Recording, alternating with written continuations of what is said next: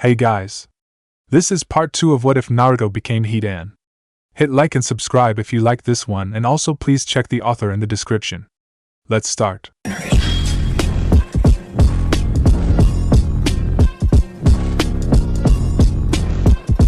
Chapter 6. Emi frowned, her head snapping up towards the sudden noise she just heard with her mind on high alert.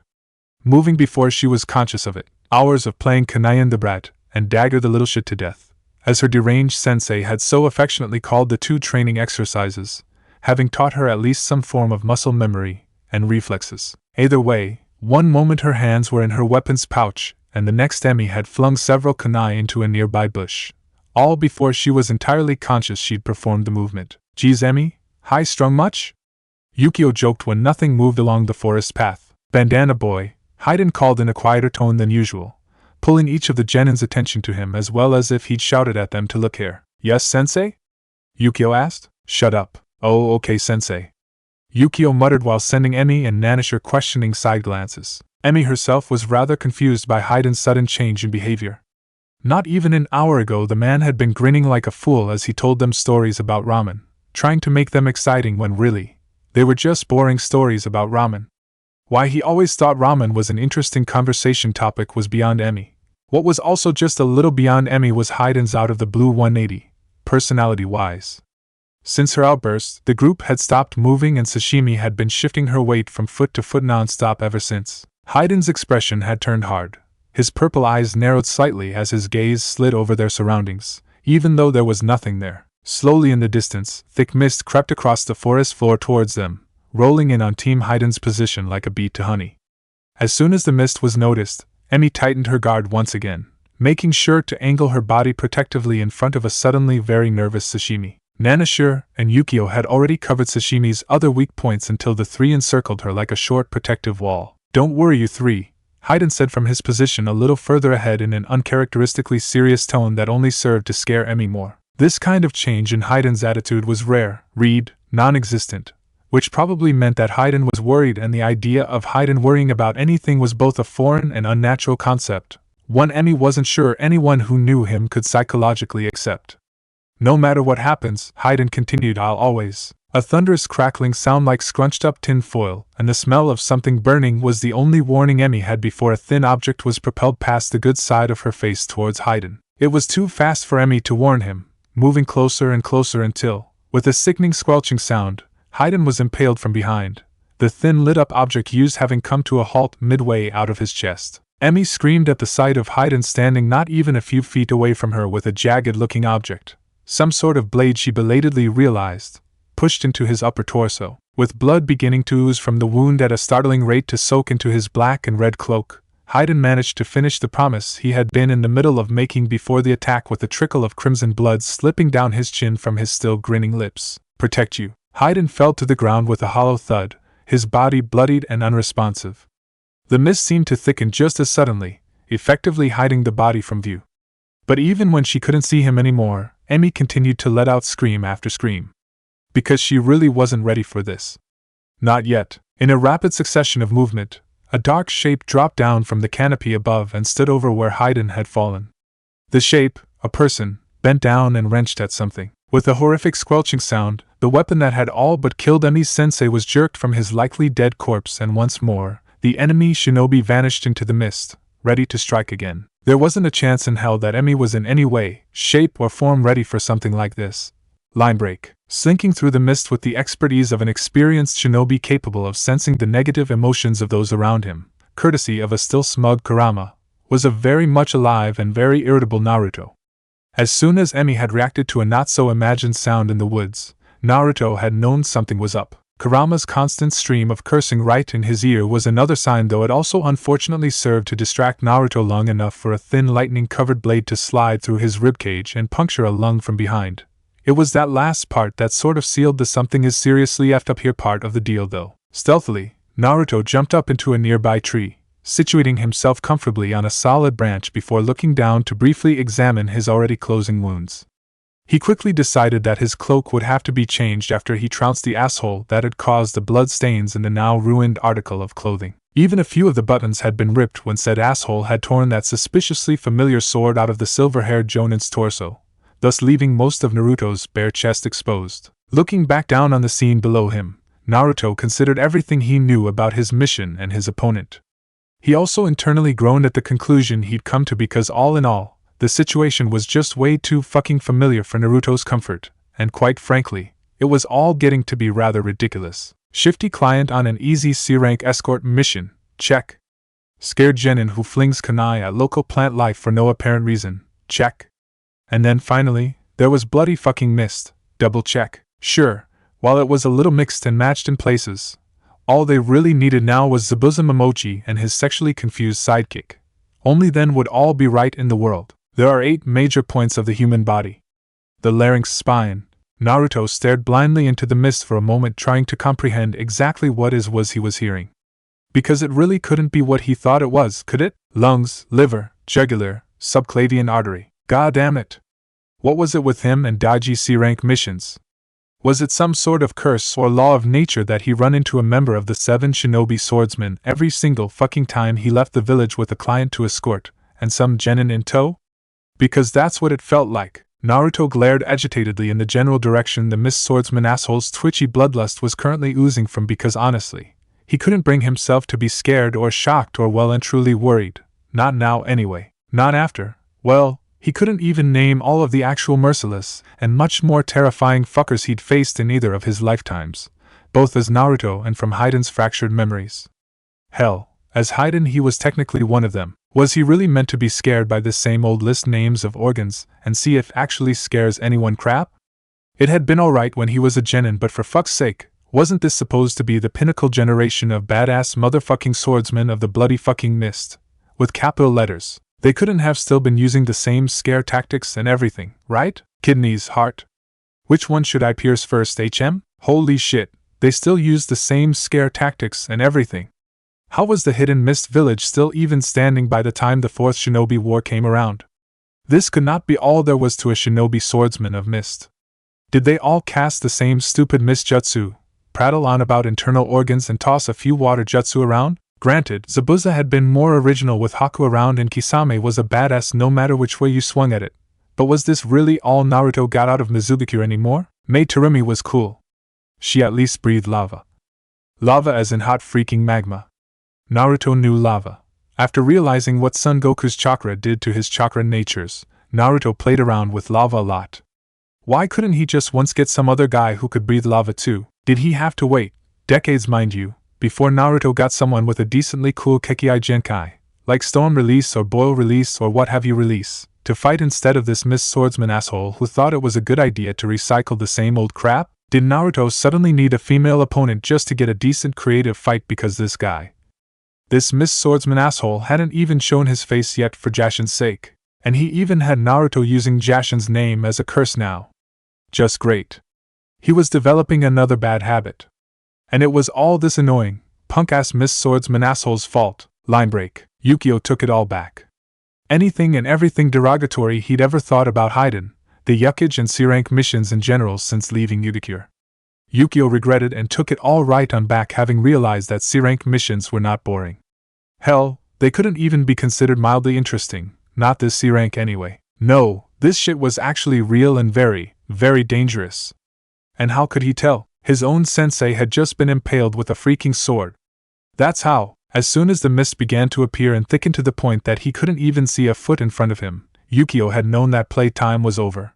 When Yukio realized Hidan had been trying to tell them something important, and maybe even sappy by the sounds of it, he thought that maybe this was the end. Hidan did not, under any circumstances, do sappy, and the only reason Yukio could possibly think of that explained the Jonin's rather touching speech before the whole impaled by a freaking sword thing was that they were all going to die.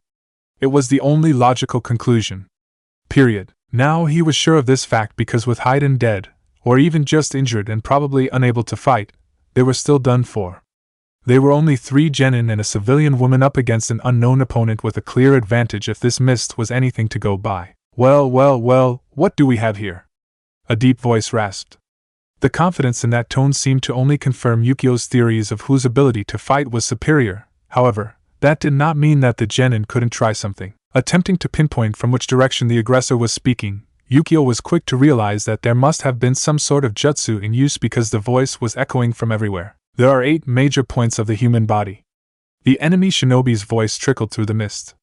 The larynx, spine, lungs, liver, jugular, subclavian artery, kidneys, heart. Which one should I pierce first, HM? At this, the enemy began to chuckle evilly. Maybe. Some sort of movement to his left brought Yukio's body into action. Spinning on his heels, Yukio managed to swipe his arms out and knock both himself and Sashimi to the ground, with Emi and Nanashir following soon after. Landing on his back with a thud, Yukio caught his first glimpse of his sensei's murderer. He looked like a teenager, Yukio first realized, but even then, he was an average teenager with average features. Mousy brown hair cut short, and beady green eyes the color of slime and algae. He wore plain black shinobi pants and a long-sleeved gray haori over his decently muscled chest and torso. In each hand he bore 2 oddly shaped thin blades with sharp prongs sticking out of the sides of them, making the odd weapons look exceptionally lethal. Yukio numbly noted the blood still coating the one clutched tightly in the shinobi's left hand. Finally, upon the enemy shinobi's head was a Kirigakure headband, leaving Yukio vaguely unsurprised when the teen smiled to reveal sharp shark-like teeth.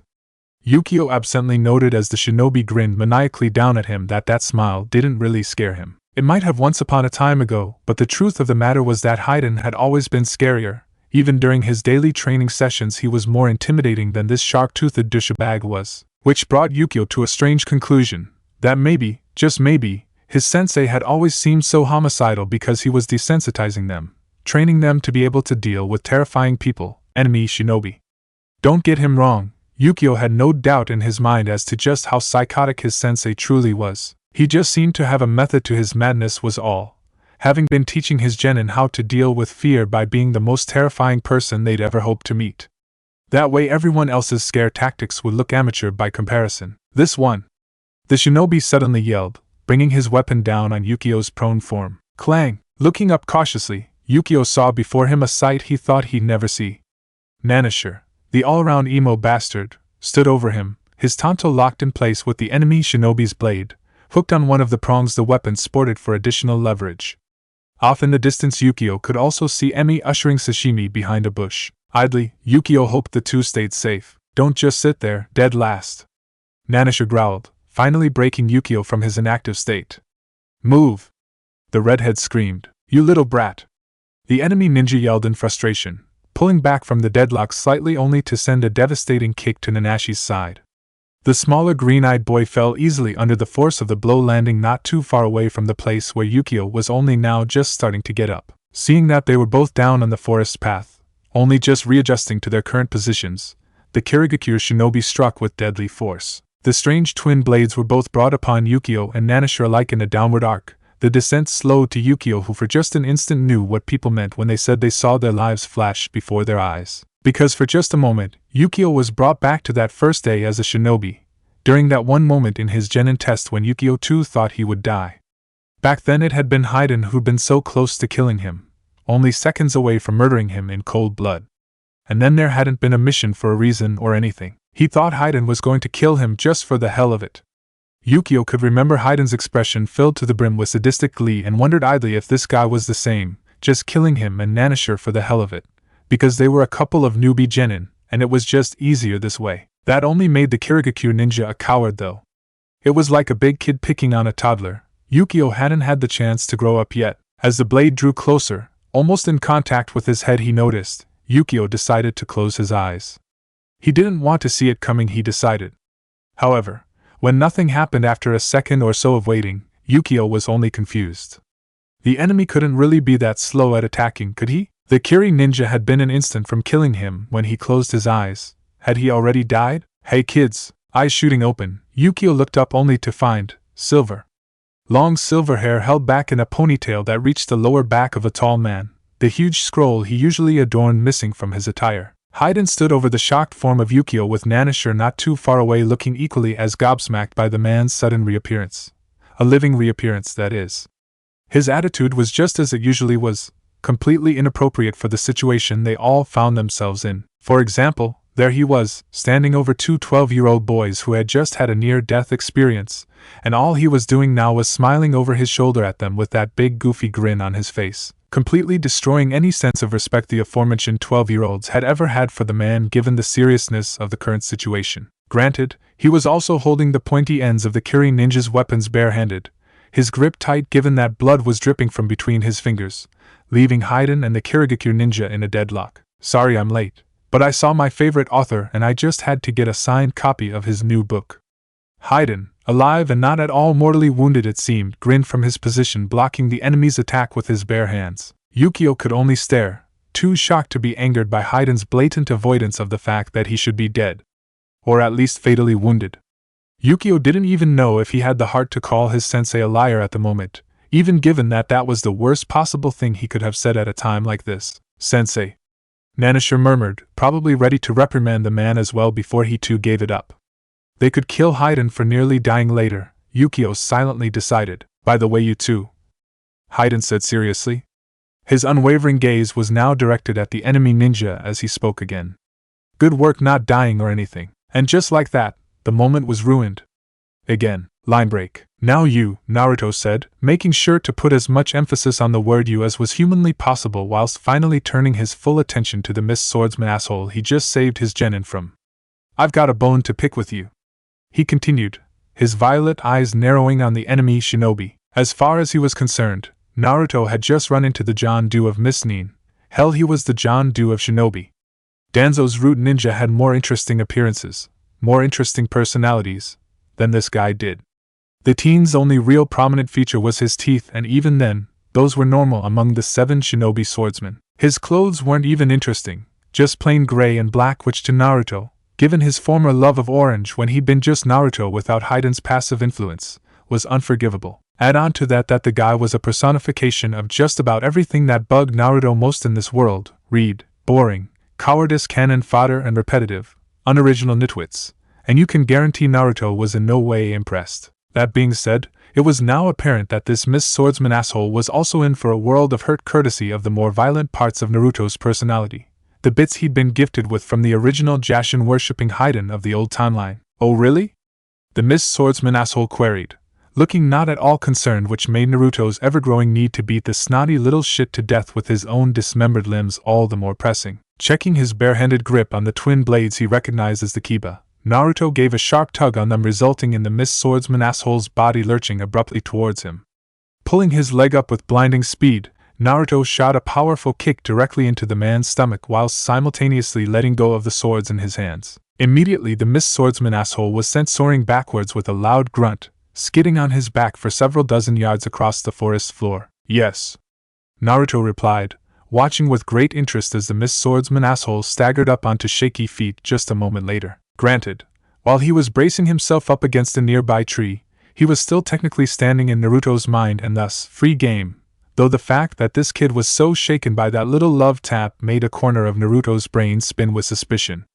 Even Kurama had started mentally twitching, cautious and confused. "You see," Naruto pressed on, ignoring Kurama's ever-increasing grumbles and his own overactive imagination to better yell at the prick who thought to fuck up his first easy non-rank mission in months that didn't involve being bored out of his mind whilst watching his students perform some shape or form of menial labor. "I don't know who the hell you think you are, but you mean you haven't heard of me before?"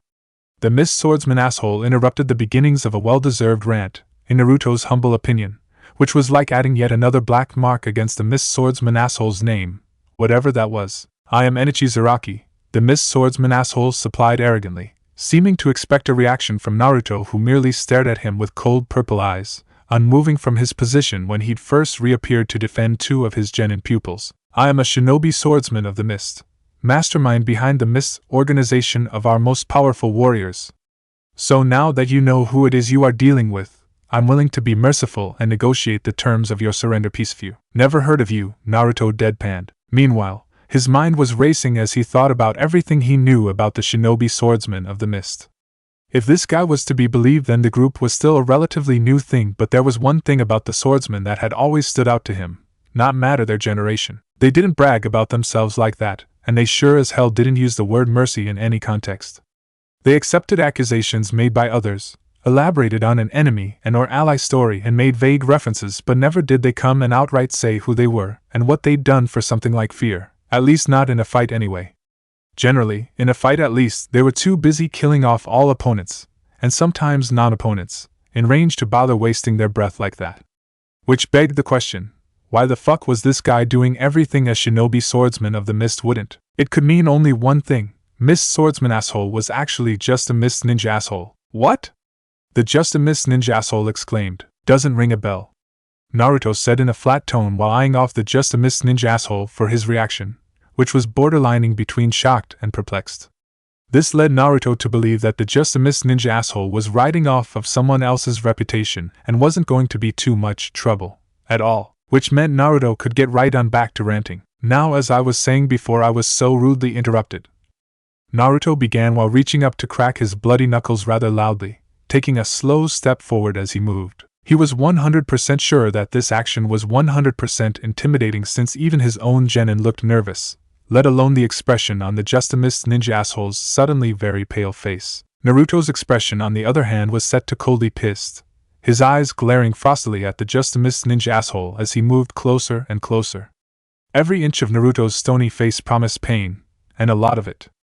I don't know who the hell you think you are, because I really don't, but you have crossed the line, shithead. Not the line, of course, but a line nonetheless. You see, you come on in here and you scare my client, you tried to kill Bandana Boy and Red over there, and you stabbed me in the lung. Do you want to know which of those your first mistake was? The just a mist ninja asshole opened his mouth to reply, but Naruto beat him to it, and took another step forward. None, Naruto said coldly, surprising everyone there, he was sure. I'm more liable to kill the brats than you are, and I don't really care if you stab me in the chest because, frankly, you wouldn't be able to kill me even with a fucking army. No, your first mistake was trying to dupe me with this same boring old fucking routine, Naruto yelled angrily, his accumulated fury at the fake just a mist ninja asshole finally breaking through his ice-cold exterior. At this point he was aware on some distant level that he was ranting at the whiny little shit about something that technically wasn't applicable yet. Zabuza and all of the other mist ninja that he was used to weren't even born yet after all. Fortunately, however, that same part of him didn't especially care about this either, so thankfully he could get right back onto ranting again. What? The just a mist ninja asshole squeaked rather pathetically from his place, leaning against a tree for support. Already the mist was dying away, leading Naruto to believe that the stupid fucker was running low on chakra. Already, the hidden mist jutsu was draining after a while. True, especially with how thick the just a mist ninja asshole had it at the start of the ambush, and the larger than necessary area he'd stupidly tried to cover, but even then, he should have still had some juice left. Then again, the only personal experience Naruto had in chakra usage and stamina was as a sage only knows how old immortal S-rank missing nin who couldn't give a damn if he lost a limb or two to kill someone, and a Jinchuriki sage with obscene chakra reserves to begin with. Even at the age of 12, accomplishing feats Kage would be hard-pressed to achieve, such as the creation of a few thousand clones in one go, or the summoning of Gamabunta after a day of using the summoning jutsu near non-stop. Yes, you swordsman fuckers are all the same, Naruto hissed angrily. I mean mist jutsu? So what if I can't see? Neither can you. You're impeding yourself as well as your enemy, you moronic asshole, Naruto exclaimed while taking another step forward. I've been trained to move in the mist so silently. I've spent years traveling around the land of water, you ignorant little fucker. Naruto lied to the just a mist ninja asshole at Kurama's grumbled behest, resolutely showing no reaction to the fox's own inner monologue as he spoke to the just a mist ninja asshole in the same way he would a 4-year-old. After all, there was no need to let word of his sensory abilities get out just quite yet. What makes you think you're the only one used to those conditions, stupid asshole? What if I'm better at it than you? What then, huh? By this point, Naruto was only a few feet away from the just a mist ninja asshole and about to kick the little shit's ass. However, the just a mist ninja asshole must have scrounged up some courage and some chakra, because the teen suddenly pushed his aching body off the tree he'd been supporting himself on to stand up and do something incredibly stupid. Again, what would I do? I'd do this, the just a mist ninja asshole cried, his hands moving in front of him to flow at a decent enough speed through a series of vaguely familiar hand signs. Water clone jutsu. Mizubunshin no jutsu, he yelled, and from the remaining mist in the area, several water clones rose up and morphed into existence. Naruto sent a punch at the closest clone's head, not even watching to see it burst into water before moving on to the next one with the intent to kill each and every one of them until he inevitably found the original.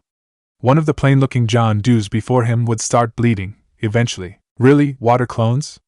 Naruto asked as he bashed a clone over the head, Another copy of the Just a Miss Ninja asshole still running at him, flanked by 2 others.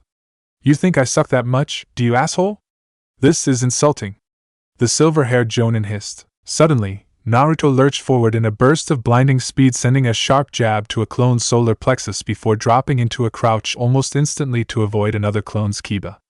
Reaching up, Naruto grabbed the clone's outstretched arm and pulled, using its own body as leverage to toss the clone over his shoulder. Pulling his free arm back into a right angle with his elbow sticking up, fingers spread with his hand held just over the clone's head. From his sleeve a black spear shot out and impaled the clone in the head, reducing it to water. Meanwhile, Naruto was already standing again, his spear once again hidden, and face down to 3 remaining clones that had stupidly grouped together as they got closer. Pulling his hands up, Naruto moved through a string of hand seals at high speeds while muttering the words, Fire Release, Dragon Fire Technique, Katan, Ryuka no Jutsu. Taking a deep breath in, Naruto projected out a large jet of angry red fire from his mouth upon exhaling, destroying all 3 water clones instantly as they were engulfed in the blast of piping hot flames. Closing his mouth, Naruto ended the jutsu and turned his attention back to the Just a Miss Ninja asshole who'd been stupid enough to waste what looked to be the last of his chakra on a jutsu that did just about fuck all in this kind of situation. What about now, asshole?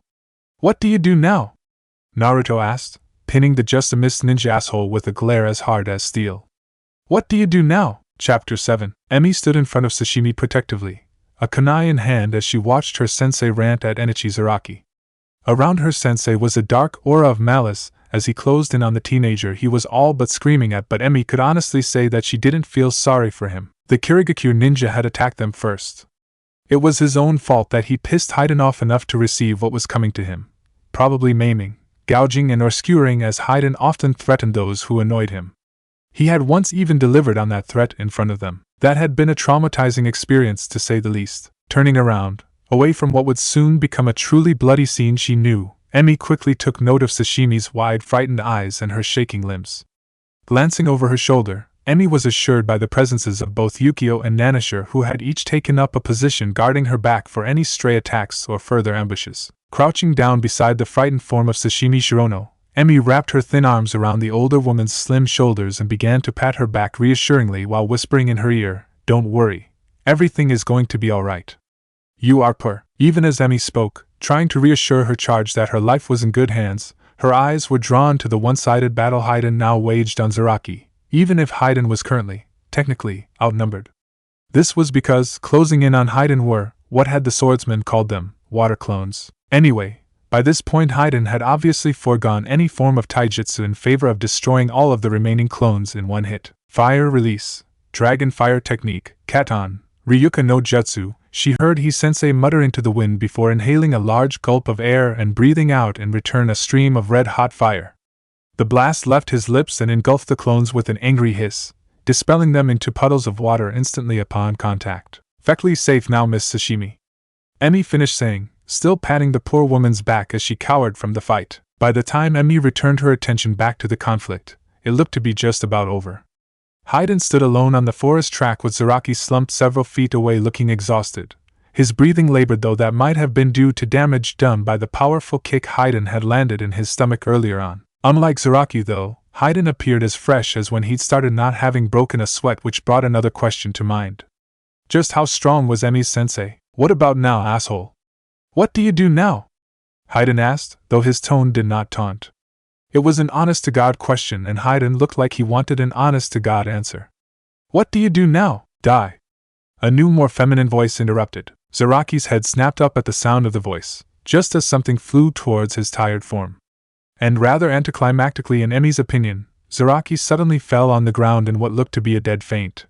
When he didn't move though, even to breathe, Emi realized that he was in fact mysteriously dead, just as the new voice had specified. Upon further inspection though, Emi could see 2 intricate metal sambans sticking from Zaraki's neck. It at least explained why he wasn't breathing, though who had thrown them was still up for questioning. As if summoned by Emi's thoughts, a new form appeared on the forest track beside Zaraki's body in a gentle swirl of leaves. Emi quickly stood from Sashimi's side and helped the blonde up before turning her attention back to their newest arrival. Whether she was friend or foe was still up for debate after all. As Emi studied the woman, she noted that unlike Zaraki, her appearance was not at all bland. She was an interesting woman to look at, with long burgundy hair held up in braids, pale blue eyes and blood-red lips. Her features were delicate as was her figure, though the burn marks on her neck and left arm marred her otherwise beautiful form and hinted to her obviously more dangerous lifestyle choices. She wore a simple blue sleeveless dress and shinobi sandals, though she lacked a headband, Emmy noted. Sorry about that, the woman spoke up in a deep, seductive tenor, her voice smooth and again, feminine despite its deeper pitch. It was just too good of a chance to pass up, the woman explained while indicating to Zaraki's body with her unscarred right hand. It's fine. Who are you though? Yukio spoke up from beside Emmy, looking just as cautious as Emmy felt. Nanashi's eyes were narrowed and Hidan was staring at her rather dumbly, which led to Emmy internally pleading to God that he wouldn't make a scene. Ienai, the woman introduced herself, stating a name so similar to Emmy's own that the young girl instantly felt a kinship with her, what with the scars she herself had gained during her short life as a civilian and her even shorter time as a shinobi. I am a bounty hunter, and this one is worth a fair bit of dough. You've got to be kidding me. Hidan suddenly raged, making a move to engage the woman in combat before Yukio and Nanashir both managed to get in the way. The two 12-year-olds each bodily gripped one of Hidan's limbs and dug their heels into the ground, attempting fruitlessly to at least slow him down since he probably, hopefully, didn't want to, permanently, hurt his genin. Now, Ienai should be able to use this chance to flee. But no, the woman looked puzzled, sure, but she had yet to leave, which prompted Emmy to speak and hurry her up. She was well aware that neither Yukio nor Nanashir could hold their sensei for long if he wanted to do anything otherwise. Sorry about our sensei. He's a little touchy about this sort of thing, Emmy said in a rush, trying to smooth out any problems Hidan's behavior could bring about. They did not need to fight the scarred bounty hunter after all. You don't mind, do you? No, it's fine. I understand. Ienai shrugged, though seeming to have sensed Emmy's urgency whilst the boys had resorted to threatening Hidan's limbs with kunai in hand. She continued to say, I'll just leave him. No. You take him. Emmy interrupted her. We don't really need him slowing us down, she assured the woman, just as Yukio and Nanashir resorted to actually drawing blood while trying to hold their sensei back. Judging by the fact that Hidan's voice had entered the fray of shouting, Emmy knew she had seconds left before Hidan got tired of playing around, tossed Yukio and Nanashir like flies and got his hands on the pretty bounty hunter. From there, Emmy had no idea what would happen, though she was very sure it wouldn't be good in any way, shape or form for anyone involved. But Hidan-sensei began to protest loudly, but Ienai had already grabbed the body of Zaraki, winked at Emmy and disappeared in a leaf shunshin just as she had arrived. Emmy let out a sigh of relief, which she was surprised to hear Sashimi copy, until Hidan finally exploded, having finally managed to make the other genin let go without breaking any bones, hopefully. Oh, come on! Twice. He screamed, though why he was screaming that of all things was a mystery to Emmy. How the hell does that happen twice? Does fate hate me? No, it's the universe in general. The universe just hates my guts and decided to laugh it up at my expense. Sensei, are you alright? Yukio tried to speak over Hidan's ramblings, but the man kept on ranting, as if he hadn't even heard Yukio speak, which slightly worried Emmy. Instead, he had begun pacing backward and forwards up and down the forest track he had just fought on, nearly died on, still yelling nonsense, making Emmy fear for the man's sanity just a little more than usual. The hell are the chances? C-rank fucking mission, my bony fucking ass, old man Kamizuki. I hate escort missions. And that stupid mist. I mean, a fucking fake swordsman, an apprentice at least if he's that well informed. How many of those fuckers are there running around? Do they keep posters of me and Kiri and say that's Hidan, go fuck with him, and see how many stupid monologues and lame water jutsu it takes to make him snap? Sensei? Emmy asked in a worried tone as she watched her sensei pace. When no visible response was received, Emmy silently noted that their sensei's usually cheerful expression was twisted in malice and rage, unlike anything she'd seen from him before. Sure, Hidan had gotten irritated, chased them around and threatened their lives on a near daily basis, but never before had he actually been this pissed off, this completely and sincerely murderous, she realized. Can't even believe how stupid it was. Even made me say Jashin more than once. This guy must be a new brand of annoying even I haven't encountered yet. Hidan-sensei! Nanashir of all people screamed as loud as he could, obviously unable to take it anymore. Whatever had just happened had agitated Hidan-sensei beyond anything they had seen since meeting the man. Oh, did you say something? Hidan-sensei asked, having stopped pacing to look at them all with a confused smile on his face, once again unnerving Emmy with his ability to shift moods so suddenly and so violently. His eyes were shut tightly and his head was tilted slightly to the right, allowing for a few stray strands of his silver hair to escape their confinement and dangle freely down his shoulders, framing his youthful face. What the hell was that? Yukio asked, his gaping expression showing his open bewilderment. Emi internally felt the same and freely expressed it. What? Hidan-sensei asked, his expression still the epitome of confused innocence. It really didn't suit him, Emi decided, not after having seen the man so worked up. Hidan was just naturally homicidal, and all of his attempts to hide it, to put them all at ease, were all for naught. Emi could see that now. While she wasn't a killer yet, Hidan-sensei was, and not just any killer either. Hidan was like a natural embodiment of violence in general. Everything he did was extreme, deadly. He couldn't be normal, truly normal, even when he tried. You were talking to yourself, and in the fight, when you cornered that guy you were. Emi began in worried tones before trailing off and trying again. Why were you so angry afterwards? I can understand it in the middle of a life or death battle and all, but it doesn't really matter if the bounty hunter got there first. The Kirigakure ninja is dead either way. Emi reasoned. He's not dead. Hidan replied, as if it made perfect sense. What? Sashimi asked, finally finding the nerve to speak up. He's not dead. Hidan repeated. You mean? Yes, he is not dead. He is alive. The silver-haired shinobi growled. For fuck's sake, how many times do I have to say it? How do you know he's not dead?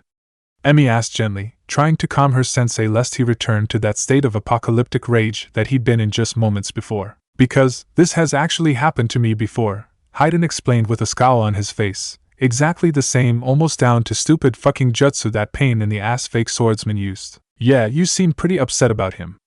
Who was he? Sashimi asked. One of the 7 shinobi swordsmen of the mist. Nanisher supplied for her, seeming a little shaken by that fact. Emi empathized, she felt the same. They were lucky to have gotten out with their lives. I've read about them. They emerged near the end of the Great War, Emi agreed, nodding. You've met one before. Nanisher noted, turning all attention back to Hidan, who now stood stock still with his arms folded over his mostly bare chest, his bloody cloak having fallen open when it had been damaged earlier. Emi reminded herself to ask her sensei how he had survived that initial blow, what kind of technique he had used to fool them all so thoroughly. She didn't think she'd ever seen her sensei use any sort of genjutsu before. 3 actually. Hidan stated casually, having calmed down a bit, though his response did elicit a fair bit of surprise and some understanding. If Hidan had past dealings with the group, then his reactions to a member of it made a little more sense then. However, what really shocked Emi was that her sensei went on to say, wait, no, technically I've met 5 of them and they were all the generally same. That's why I know that that guy was no swordsman of the mist. What? But he said he was. Yukio protested, only to be blatantly ignored by Hidan, who had already started in on a new rant, having gotten refired up at the reminder of the source of his apparent anger. Of course he did, that's how we know he isn't one. Hidan spat. Huh, listen, no self-respecting shinobi of that caliber prances around bragging in the middle of a fight unless they're using their name as a fear tactic, and even then, they tend to be subtler about it. Only idiots do anything otherwise, Hidan explained. Those swordsman bastards are different again though. You see, they all may apparently have learned to recite that same stupid speech and use the same low-grade boring water jutsu, but they are still swordsmen, the most samurai shinobi you'll ever meet outside of the land of iron. They use fear, yes, but not to end a fight. The shinobi swordsman, and Mist Ninja in general, I guess, they just kill you to end a fight. They don't dance around it. This guy was bluffing. You're sure about that? It sounds awfully complicated. Sashimi frowned, looking worried, scared and confused, a complete turnabout from the confident, icy woman she had been not an hour before. Of course I'm sure, that pussy asshole was weak as. Hidan replied nonchalantly with a wave of his hand. To be a senior swordsman of the mist like that shithead claimed he was, you have to be at least A rank. That loser was B rank at best. B rank? Emi stuttered. That Zaraki guy or whoever was only a B rank shinobi? At best? They'd almost died against someone like that. Emi was horrified, and already, her mind was conjuring up terrible scenarios, like what would happen if they ran into an actual A rank shinobi, or worse, the real Enichi Zaraki. Okay, we've established that the guy wasn't who we thought he was. That doesn't explain how he is alive. Yukio interrupted Emi's panicked thoughts. Oh, that's easy. Senbon needles, Hidan shrugged, as if that statement alone made all of the sense in the world. It only served to confuse Emi more, and she was pretty sure she wasn't the only one. What? That bounty hunter wasn't a bounty hunter. She was an accomplice. She hit the pressure points in his neck to put the asshole into a near-death state, replicating his actual death when really the guy should be up and running in around about a week. Hidan explained again, sounding way too nonchalant for the situation to warrant. They'll be back too, so that gives us at least a few days, maybe a week, of training on the go. Any questions? No? Good. Now, on to more important matters like why the fuck B-rank losers are attacking Sashimi. That isn't supposed to happen on a C-rank mission. That's why they're C-ranks, not A-ranks. Hidan said, turning all attention from the actual problem at hand to the reason for said problem, i.e. a very nervous-looking Sashimi Shirono. Line break. It had been a good idea at the time, but now, Sashimi was regretting ever setting foot outside of the land of hot water. At first it had been simple. Use any and all of her meager remaining funds to hire protection and get the hell out of the country. It was completely logical given her situation. What she hadn't banked on was how expensive it actually was to hire decent shinobi. Sashimi had toyed with the idea of hiring Missing Nin after realizing that the best she could afford from Yugakyo was a C-rank escort mission with either a few chunin or some genin and a jonin, but given the likelihood of being betrayed or having to pay more again, Sashimi had decided to cut her losses. So she cautiously traveled the short remaining way to Yugakyo on her own and hired a genin team upon arrival. And here she was not even a day later facing an inquisition after having been ambushed by more rogue shinobi. Miss Sashimi? Emi asked, breaking Sashimi from her train of thought to look down at the nervous preteen. Remembering the question the sensei, Hidan, had just posed, Sashimi tried to settle her nerves, look young Emi straight in the eye and lie as convincingly as she could at this present moment. I don't know what you're talking about. This is to say she wasn't very convincing at all. Already Sashimi could see the raised eyebrows sent to her by Nanashir, who in their right mind names a child no name anyway, and the disbelieving expressions upon both little Yukio and Emi's faces. There was a gleam in the sensei's violet eyes as he practically jumped on Sashimi's fumble and retaliated in kind to the obvious lie. You're kidding, right? The man asked, seeming more amused than offended. That's the best you can manage while trying to lie to a 12-year-old? I've seen better lies from parents about the existence of Santa Claus. Hidan laughed, causing confusion to stir amongst the group. Who? Yukio asked, voicing the question that had interrupted any apparent feelings of betrayal and worry the teens and their client felt. No one.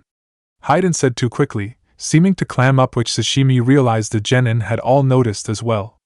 The sudden glances sent between the three during the awkward silence that followed the sensei's too quick answer were telling to Sashimi, since it was obvious in the short time she'd known him that Hidan was not nervous often, if at all. Well?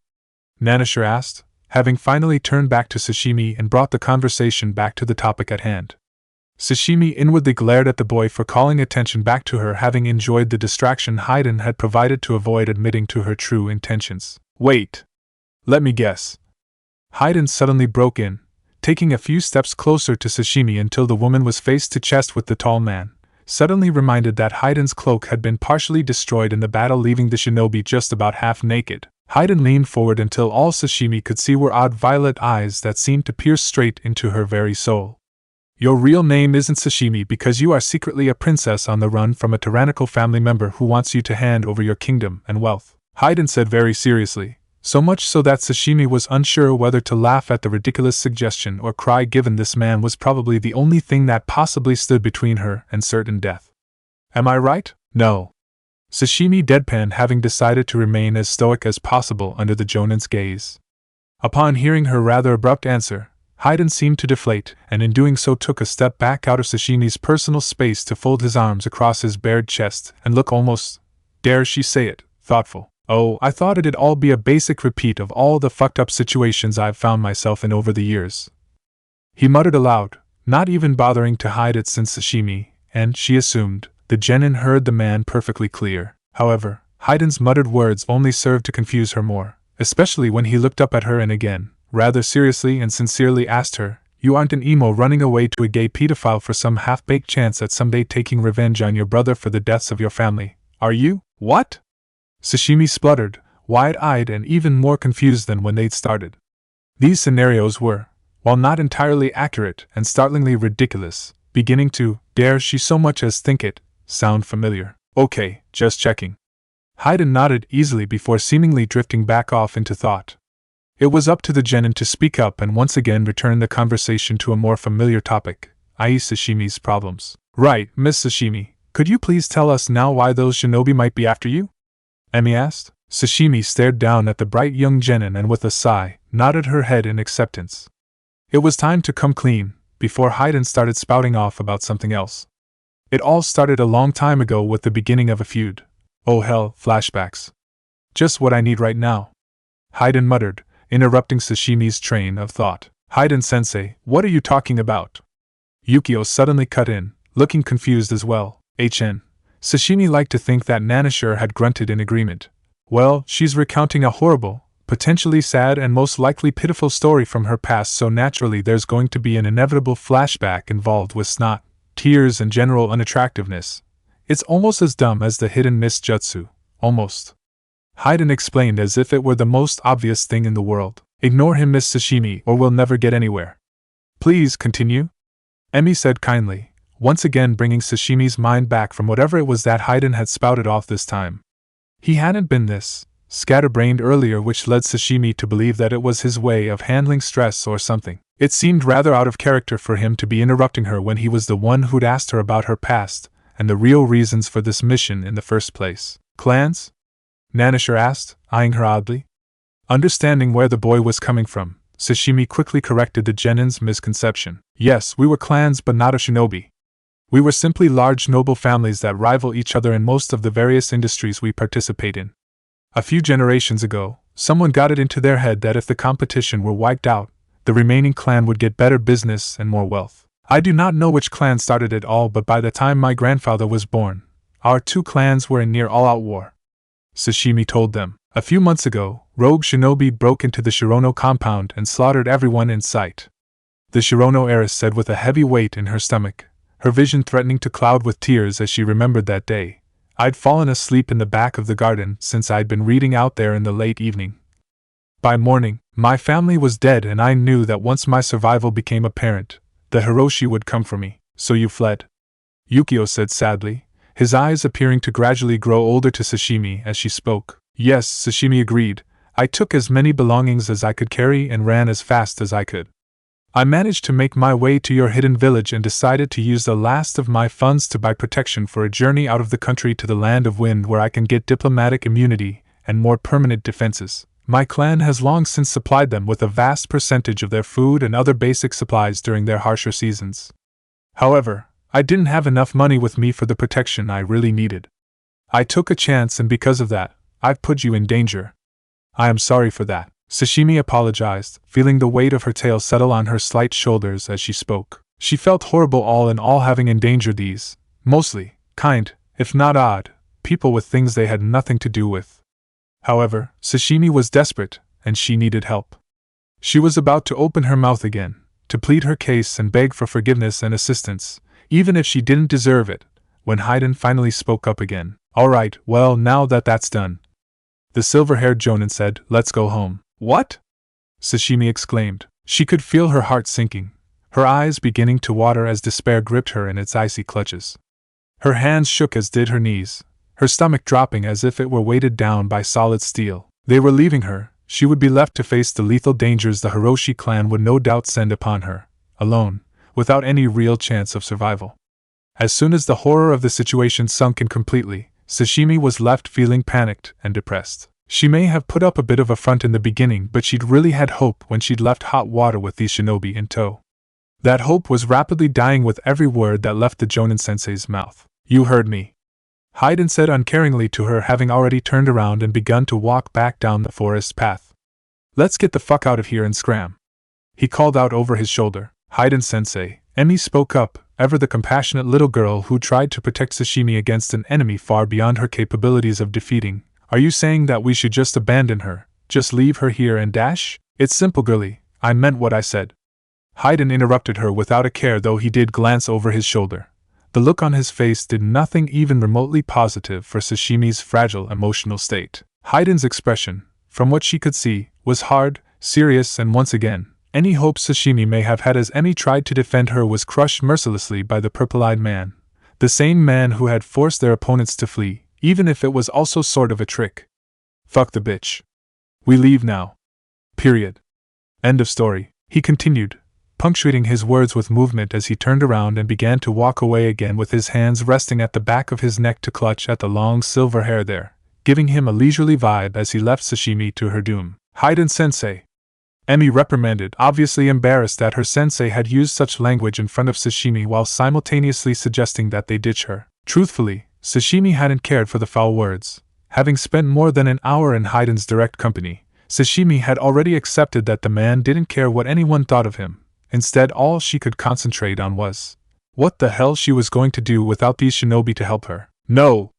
A young voice screamed, making Hidan pause to once again glance disinterestedly over his shoulder at them while Sashimi too turned to the source of the yell. I am not going back. I'm going to protect Sashimi, even if it costs me my life.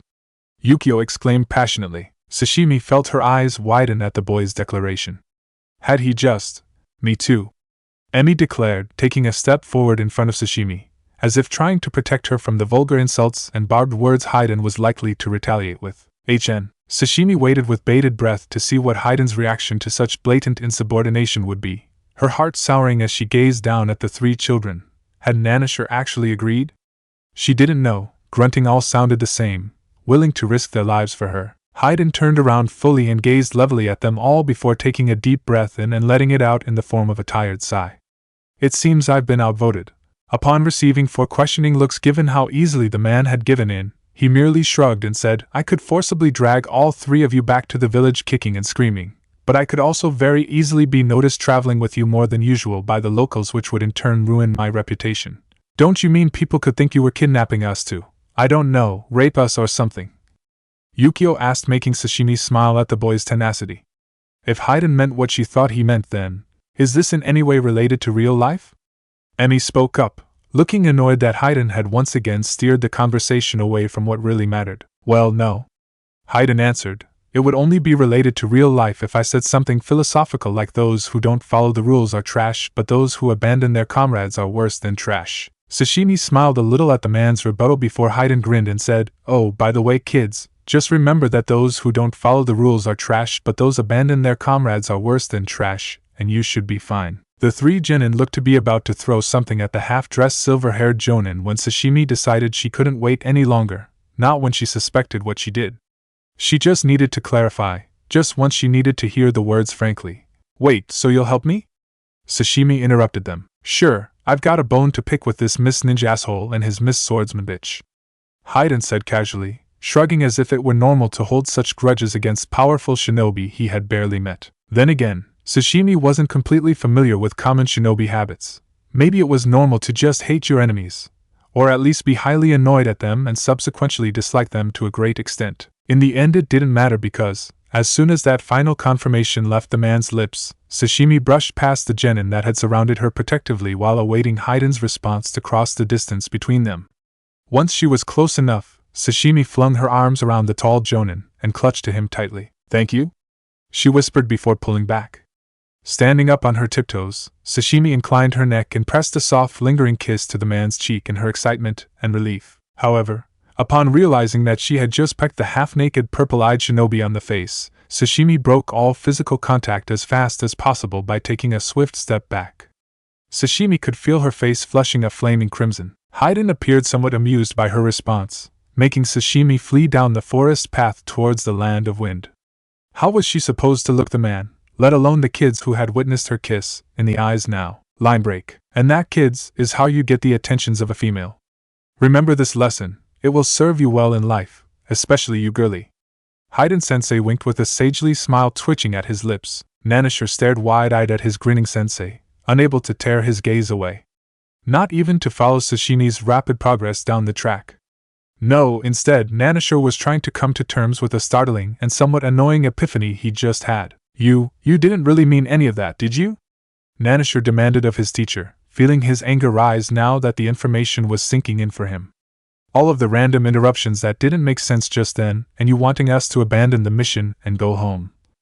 You were just messing with us. At a time like this, you thought now was a good time for another one of those mentally screwed life lessons of yours?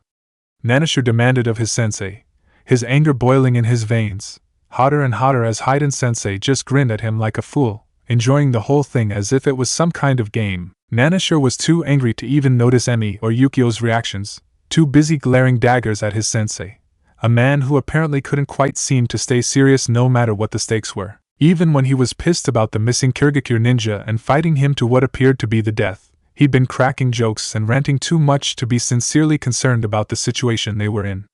He was too facile, too carefree. Can't say I have any idea what the hell you're talking about, Red. Hidan-sensei said with an expression of obviously fake innocence plastered all over his grinning face. Now let's get a move on. The civilian is moving faster than you are, he suddenly grumbled before turning and walking away to follow Sashimi at a lazy pace, negating what he just said about moving at a decent speed and keeping up with civilian clients. Sometimes, I think I hate that man, Yukio said from Nanashi's side, his gaze firmly fixed on Hidan's departing back. Emi was already by this point trailing along behind their sensei, reprimanding him like a child for losing control of his emotions earlier on and later not taking the situation seriously, no doubt. I don't think I hate him, I know I do, Nanisha replied before he too set out. It just wouldn't do to be left behind. Chapter 8. Walking through the desert was quite probably the least favorite thing on Naruto's to-do list at the moment. While it hadn't bothered him so much in his last life since he'd had visiting Gaara and the Sand siblings to look forward to, now that they hadn't even been born yet, all Naruto had to look forward to was sand, heat, and a general lack of water and or shade to counteract the first two. So, just to keep in with some of his older habits, the ones predating back to before he'd even finished the academy that first time, Naruto had decided earlier on that he should make his general unhappiness over his current location known to anyone within hearing distance just to take away the edge. Or at least make them as miserable as he was right now. Fucking hate the desert. How the hell do people live here? There's so much sand and sun and bloody hell, I think I'm gonna die, Naruto complained loudly. And no, he was not whining, just voicing his opinion in a rather negative tone of voice. Yeah, about that Hidan-sensei, Emi said, probably referring to his I'm gonna die comment given the tentative tone the young girl was using. Back when that Miss Ninja attacked us, you were stabbed? Well, I guess what I'm trying to ask you is, how the hell are you alive? Yukio interrupted her, earning a curious glance from Sashimi and an annoyed one from Naruto. Did you use some sort of super cool resurrection jutsu, or were you one of those clones you used back in the test the whole time? Ooh, or maybe you used some awesome regeneration technique that allowed you to heal super fast after you took the near fatal blow. Huh, well, how'd you do it? The young genin continued to jammer on excitedly, in that moment reminding Naruto so much of himself, and even Konohamaru at that age, that it was almost physically painful to watch. Naruto glanced at each of his students with suddenly calculating eyes. They'd been trying to bring this up for 2 days now, ever since that initial failure of an ambush by the just-a-miss ninja asshole and his subsequent getaway via the old cliché of faking his death with Senbon needles and an assistant. Truthfully, Naruto did not know how to even approach explaining to the brats that he was pretty much immortal. Where did he begin? Did he tell them he just couldn't die, or elaborate a bit and give up Kurama's current estimations of his physical age or something to help it sink in a little more? Then again, if he told them he could in all probability be older than the hidden villages of this era, they'd likely start expecting him to act like it, and if anything, Naruto did not want to have to live up to anyone's expectations, understandably. These last few years cruising around without the weight of the world on his shoulders had given Naruto a whole new appreciation for just about everything that had ever come out of Shikamaru Naru's mouth, particularly regarding anything that could be categorized as potentially troublesome. So, still not knowing how to broach the subject, or even explain it to them without stabbing himself as proof or something, which would hurt like a bitch, Naruto decided to take the easy route out. He ignored them. It's gonna take me months to get all of this sand out of everything. It always does. I'll be finding it in my underwear, and my house, and my ears, and my fucking food for weeks. Damn it, I am never coming here again, Naruto grumbled loudly. Of course, he could have always used his limited knowledge of magnet release, due to the chakra gained from Shikaku, to try and manipulate the sand away if he really wanted to. Then again, he'd already discovered pretty damn quickly that he wasn't that good at magnetizing non-metallic things like sand anyway. Iron or steel, sure. Sand, not so much. Sigh. Not even a few hours in, and already he was lamenting not having spent more time with Gaara to figure out how he obviously made desert travel so much more comfortable with his sand jutsu. Again, not that those particular techniques would have definitely helped him given his inability to manipulate ordinary sand to almost any degree. Hearing the whispers start up again from somewhere to his left, Naruto steadfastly decided to just not look at his curious students and client as he trudged on through the seemingly endless sand, all the while glaring blindly into the distance as he walked. After a few moments of suspicious shuffling though, Naruto quickly noticed that his students and their client had stealthily, but not stealthily enough, formed a sort of semi-huddle as they followed along and began to talk quietly behind his back, probably thinking that he couldn't hear them for some inane reason. Is he ignoring us? Yukio asked the others, much to Hidan's silent amusement. Obviously, Nanashir muttered back. Unlike Naruto, the boy didn't appear as entertained by Yukio's obtuse question. I wonder what he's not telling us. Emi whispered her thoughts aloud, having likely ignored the other two. I don't see what there is to hide. Shouldn't he tell you so you can learn from it or something? Sashimi suggested in hushed tones. I think it was my regeneration jutsu idea. Yukio's reply was a lot louder, ignoring Nanashi's earlier cold tone and the apparent need for silence. That's why he didn't say anything. He knew I was onto him. Believe what you want, Nanashir replied uncaringly. And they don't even have a beach. Naruto decided to suddenly continue on in his rant, finding more silent revelry in the startled reactions his abruptly shouted outburst elicited. Why the hell would you put up with all of the sand that gets literally everywhere if you didn't even have an ocean to look forward to? I mean, even the food is dry here, and that is just criminal. They don't even sell ramen for fuck's sake. Hidan-san, is there anything you do like? Sashimi suddenly asked, seeming to be genuinely curious, though there was a hint of wry sarcasm in her tone. Naruto paused in the trek across the endless waves of sand to turn and eye the woman for a moment. He managed to put on a calculating expression and continued to watch her and the 3 12-year-olds surrounding her, the anticipation building until finally he responded with a flat no. Oh, Sashimi muttered, her lips finally twitching in amusement. I feel so unloved. Emi muttered from her position left of Sashimi before she started walking again, passing Naruto as she, and the two boys following her, sulked. From the confines of Naruto's mind, he could hear that the Kyuubi had once again found something to laugh about. Nice one! Kurama tittered through its amused snickers as they echoed through Naruto's mind. It seemed the Bijou was, as always, enjoying the show. Line break. It had been 2 days since the ambush, and they'd been traveling through one of the many deserts located in the Land of Wind for hours now. In that time, Yukio had heard just about every possible complaint ever to be conceived in relation to sand, the sun, and the desert in general, or a combination of the three. Impossibly, listening to Hidan grumble for the last few hours only seemed to make his own discomforts even more prominent in his mind, and it was driving Yukio crazy. He wasn't sure how the others were faring, but ironically enough, the only one not soaked in sweat, covered from head to toe in sand or panting for breath was Hidan himself. Yukio theorized the Jonin was too busy complaining to be dirty, tired, hungry, or thirsty. Coming up with negative arguments, and then ranting about them probably took precedence over the physical needs and reactions of his body. For the last 20 minutes, Emi, Nanashir, Sashimi, and Yukio had each been asking the silver-haired Jonin questions in an attempt to stave off the worst of his complaining. They were approaching what looked to be a strange stone formation in the distance, with Yukio still raking his brain for ideas when one suddenly came to him. Surprisingly enough, it was not a trivial question as the others before it had been, but a serious concern that he had just realized should have been addressed long ago. Can't it just pick a temperature and stick with it? Either it could be cold all day and night or hot. Hell, maybe the desert could do us all a fucking favor and stay a neutral moderate temperature where we're all comfortable. But no, the stupid freaking desert just can't make up its fucking mind, so it tries to confuse us all, so we're just as lost as it is.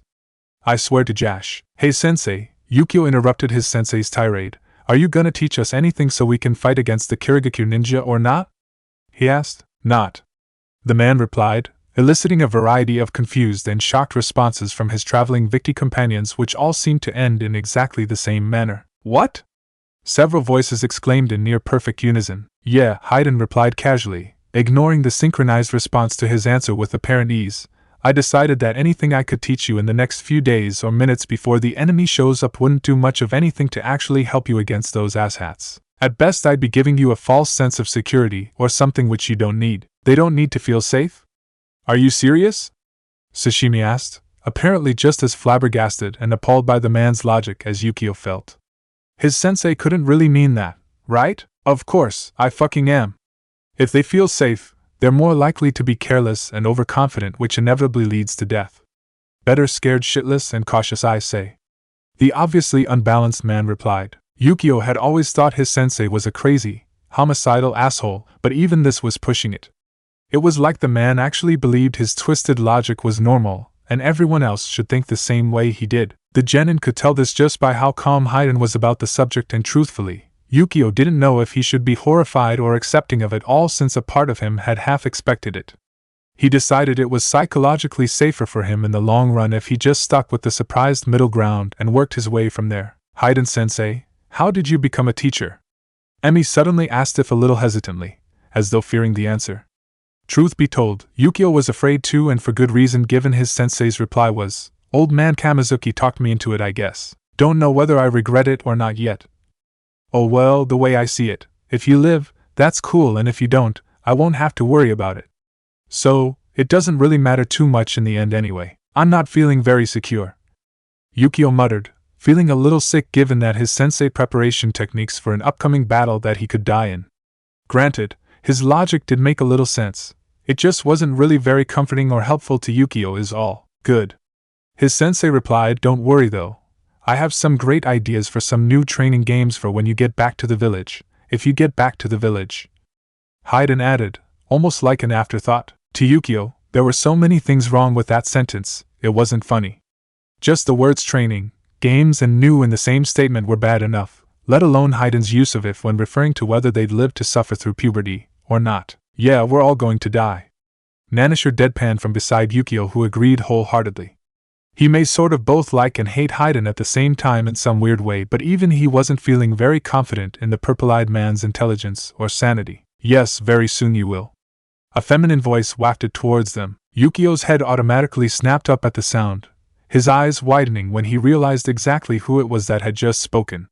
Standing several feet away on a large stone protruding from the waves of sand was the fake bounty hunter, Eni, or rather, the real member of the Seven Swordsmen of the Mist, Enichi Zaraki. Wrapped around her head was a Kirigakure headband, and in her hands were the two weapons the other shinobi had attacked with earlier, the twin swords periodically crackling threateningly with what appeared to be pale blue electricity, as the woman gazed coldly down at them from her perch on the stone platform. Behind her was the other Kirigakure ninja, looking just as plain and average as before, though he seemed more worn and tired than he was during their earlier run-in if the dark circles under his eyes were anything to go by. Yukio briefly wondered at that for a moment before Hidan's voice broke him from his thoughts. "Oh, there you are! What took you so long?" Hidan called out, sounding almost giddy as he spoke, with a severely twisted smile all but plastered to his face instead of the saner front he usually put on. "I've been looking forward to killing you nonstop for the last 2 days, bitch. You seem rather eager to die, shinobi."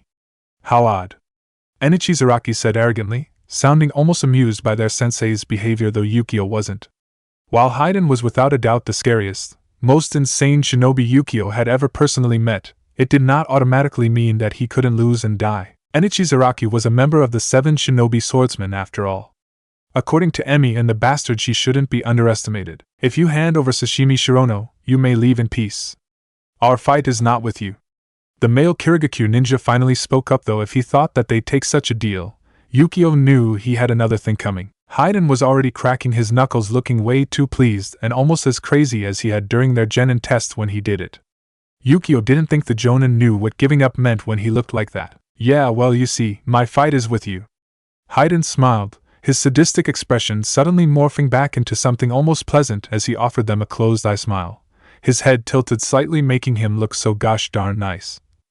"I don't like you or your moody bitch of a master, and I want you gone off the face of the elemental continents." Once again, Yukio was silently in awe at his sensei's ability to go from looking totally psychopathic to a pleasant as, well, that. In that moment, Yukio decided that if they all lived through this, he was going to make Hidan teach him how to do that too, since it was such a good intimidation technique. Yukio could see the fake Kirigakure ninja shiver at Hidan's expression, only cementing his belief and determination in learning how to freak the hell out of people like that. "Very well, shinobi, we will fight to the death," Enichi Zaraki finally said. Yukio glanced over to see that Nanisher had furrowed his brow slightly at this. Sashimi was wide-eyed and shaking, and Emi was worrying at her lip nervously. "Mao, kill the spares," Enichi Zaraki ordered. "Wait! Mao!" Hidan interrupted, looking disbelieving as he stared at the other Kirigakure ninja as if he'd grown a second head. "His name is Satan. How the fuck does that make any sense?" Hidan exclaimed, and silently, Yukio agreed with him. "What? My name suits me fine," Mao yelled, with his cheeks reddening as he grew angry at the remark. Deciding to put his 2 cents in, Yukio started to nod with a solemn expression on his face while trying not to either laugh at the humor of the situation or cry at his possible impending death. He decided he liked laughter as the better option. No, I'm with Hidan-sensei on this one. Your name makes no sense when it's referring to you. If anything, you should be called Nanisher, not the bastard. Yukio said while gesturing to the redhead beside him with his thumb. Shut up, Sano. Nanisher growled almost inaudibly in response. Enough talk, more killing. Enichi Zaraki hissed before turning to her accomplice. Go Mao. Of course, Lady Zaraki.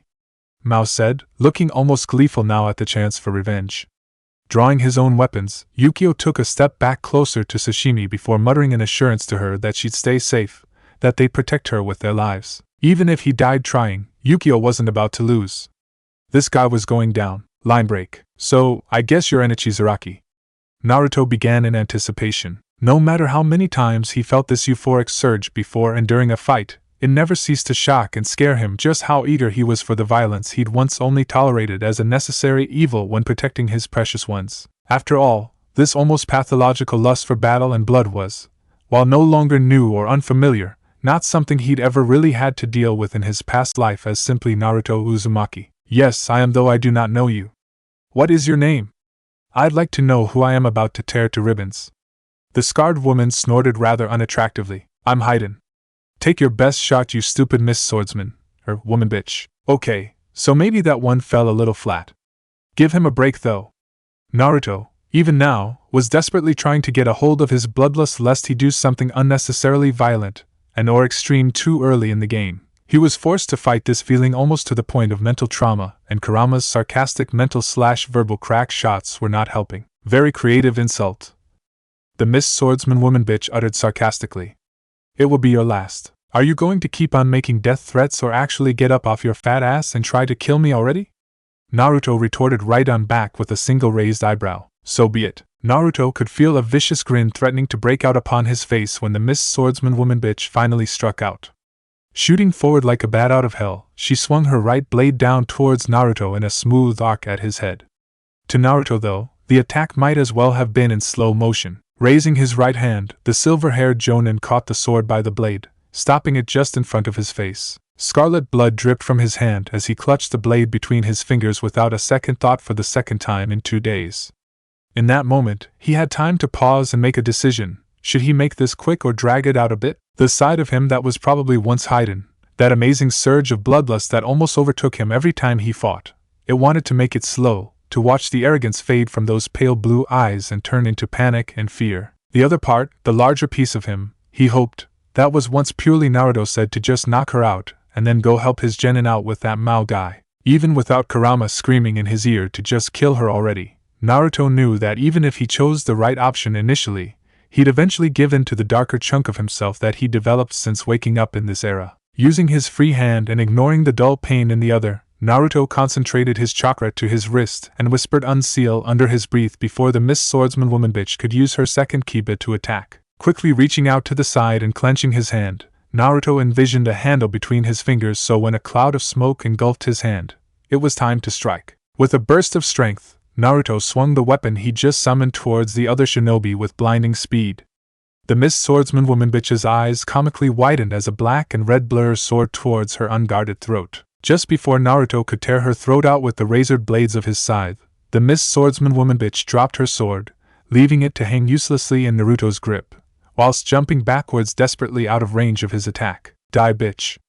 Naruto growled with a manic grin as he dashed after her, dropping her blade uselessly to the ground whilst simultaneously swinging his triple-bladed scythe with deadly precision. The trio of crimson blades arced gracefully once again towards the Miss Swordsman woman bitch's soft neck only to halt when the Kirigakure Kunoichi held her last remaining kiba up in front of her chest, only just managing to block Naruto with a heavy grunt. Ignoring the failure as a slight setback and just another reason to not rush so much, the fight or his overall decision he wasn't quite sure, Naruto struck again and again, gradually building the strength of his blows as he moved faster and faster until the annoying Kunoichi could barely keep up with Naruto's superior speed and flexibility. Deciding to give his Naruto side one last attempt for a quick end of match, Naruto swept forward, ready to brutally wound and possibly kill the Miss Swordsman woman bitch as the blades of his scythe came closer and closer to her head when Naruto wasn't entirely unprepared for the Kunoichi's last-ditch effort for survival.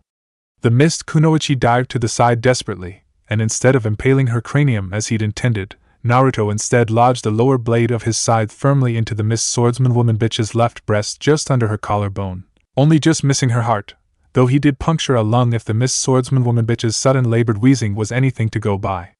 Pulling the scythe out of her shaking body, Naruto prepared to strike again as dark red blood dripped from the kunoichi's wound and soaked into her once blue dress. However, it seemed that the Mist Swordsman woman bitch had other plans, having managed to execute a desperate swipe at Naruto with her remaining sword still clutched in her hand. Reacting to instinct alone, Naruto took a few steps back and avoided the bothersome blow. Using this pause in the battle to her advantage as best she could, the Mist Swordsman woman bitch dropped her last sword to the ground and tossed to the ground a small tag with an intricate seal inside. Gasping out a garbled unseal, Naruto watched in interest as turrets of clear water began to well from the small tag. Noting he had moments to move before the Mist Swordsman woman bitch started flinging whatever water jutsu she intended to use at him, Naruto shot forward to attack once again, his scythe in hand. Water Clone Jutsu.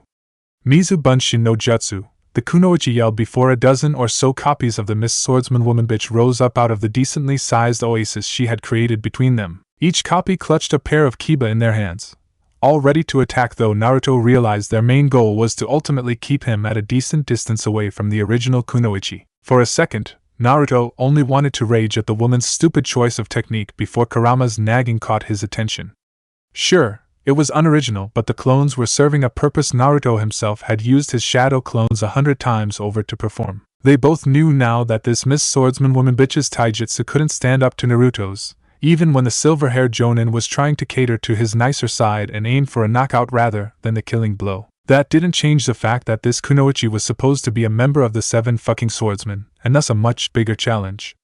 If she didn't shape up soon, Naruto knew he'd lose patience, and after that, he wasn't sure what he'd do. That sort of situation fell strictly into Hidan territory, and Naruto, no matter how many times he got to that point, never really knew how he'd react when put in that position. Ninja Art. Hidden Mist Jutsu.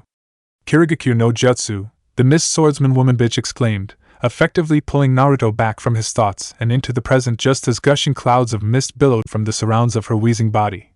And yeah, he'd definitely nicked that lung. No, no, no!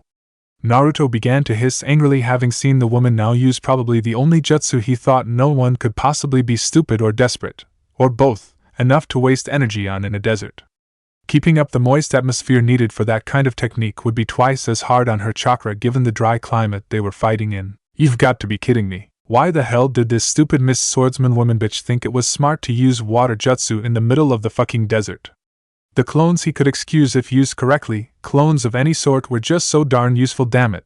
But this was inexcusable. Naruto knew she had a lightning affinity. She was wielding the fucking kiba for fuck's sake, so why wasn't she using it?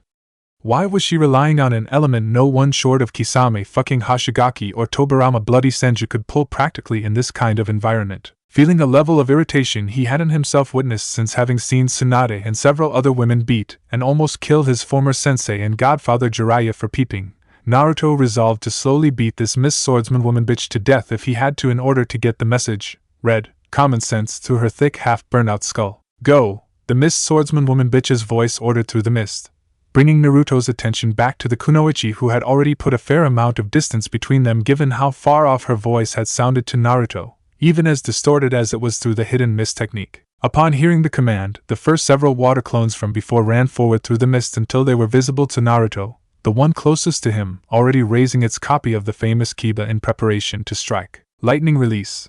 Lightning Fong, Raidun, Raiga. The clone hissed angrily, and with a deafening shriek the clone shot from its raised swords a powerful shockwave of electricity. The jutsu's range too wide and close up now to truly dodge. That sent Naruto's now burning, twitching body hurling through the air to hit the ground, hard. Around and around he tumbled across the stone and sand until he finally came to a stop with a crack against one of the large natural stone columns that rose from sections in the sand at random intervals, the desert environment drawing nearer to Sunagakure and the mountains. The twinging burning pains the lightning jutsu set coursing through Naruto's immortal body were almost debilitating at first as he glared up at the sky from his position sprawled on his back. It was Kurama's bitching from within the confines of his mind that only served to agitate him further. Raising his right hand, Naruto placed it on his knee and pulled himself up out of the dirt. With the pain already rapidly fading from focus as Naruto's damaged nerve endings knitted themselves back together, and his muscles rejuvenated, his burns fading from view. Naruto made sure to snatch his discarded scythe from where he dropped it in the last stretch of his tumble. Staring into the distant cloud of foggy mist, Naruto finally surrendered entirely to the darker side of his soul. As far as he was concerned, any and all forms of playtime were officially over. No more Mr. Nice Shinobi. Chapter 9. Nanisher glared at the Kirigakure shinobi, the one Enichi Zaraki had called Mao. The average-looking young man had already armed himself with kunai and was drawing closer to them. He was looking a little too confident given his condition, probably underestimating them because they were still genin. Sensei said it would take up to a week for you to heal properly. Emi pointed out from beside Nanisher. All three genin stood protectively in front of Sashimi, who'd already begun cooing at them from the background about how brave they were and to stay safe and all of that rubbish. But it's only been 2 days since you faked your death. Like a pussy, Yukio interrupted Emi's speech with a smug grin on his face, probably finding it all just as ironic as Nanisher and Emi did. So that means you're not in top condition. What makes you think you can take us on now? Moron, Yukio interjected once again, but Emi ignored him, continuing on to ask the enemy shinobi. When, on top of your subpar condition, it's a 3-to-1 battle leaving you at a further disadvantage. Mao showed no apparent physical reaction to anything Emi or Yukio had just said. However, Nanisher did notice how the Kirigakure shinobi's hands seemed to tighten around the handles of his kunai. Nanisher took this as a sign that this Mao character was on edge, and while he'd struggled a little the last time they'd fought, Nanisher was a little more confident that he could take this guy. Not only was Mao weakened from his fake death, but he also seemed tired on top of his injured state, and was without a doubt outnumbered. Mao. I still do not get that name. Yukio muttered, only to be met by a murderous expression from the shinobi he'd insulted and a scream die. Before the mist nin lunged, dashing forwards with his tanto drawn, Nanisher intercepted the almost sloppy attack Mao had attempted to execute. Upon seeing the man's livid expression, Nanisher also noted that Mao was angry as well as tired, outnumbered and generally weakened. No thanks, we'll be good. Yukio chimed from behind Nanisher, already going through the hand signs for the fire release. Great fireball technique Hidan sensei had taught him. This time, the odds were in their favor. Line break. The mist began to recede, allowing Naruto to see his opponent once again. Judging from the substantially smaller pool of water currently resting in a stone basin several feet in front of the Miss Swordsman woman bitch, as well as her heavier breathing and reddened sweaty face, he could also see why. Even her water clones looked to be tiring. That was a joke, wasn't it? He asked as he began to stroll towards her and her copies again, his sides slung casually over one shoulder in one smooth movement as he spoke. Whether it was his demeanor or the question itself that caught the Kirigakure kunoichi off guard was unknown to him, though. I'm sorry, what? She asked, looking affronted and confused. Naruto silently decided that it was the query that stumped her. That, whatever the hell you just tried to pull, it was a joke, right? Even if it was a bad one. Upon seeing the furrowing of the Miss Swordsman woman bitch's brows, Naruto decided to just cut to the chase already. I mean, you're meant to be a member of the infamous 7 Shinobi Swordsmen. Hell, you're probably meant to be a war veteran by the look of you. You have all of that going for you, but, at the end of the day, that scrawny little prick you hid behind earlier put up more of a fight than you are right now. I see. The Miss Nin replied imperiously. If you want a real fight though, I suppose I can take the kitty gloves off. And already, the Miss Swordsman woman bitch was running through a long set of hand seals that were at first unfamiliar to Naruto. That is before the memory of a certain gruff and tough shinobi who, at the time, was missing his compassion, any kind of paternal instinct, and his eyebrows before, and also after, though only on that last count, he met a certain Team 7 from Konoha came to mind. Water Release, Water Dragon Jutsu. Suiton, Suryudan no Jutsu, the Miss Swordsman woman bitch exclaimed, looking almost smug with her accomplishment though to Naruto, someone who'd seen way worse and scary shit in his life.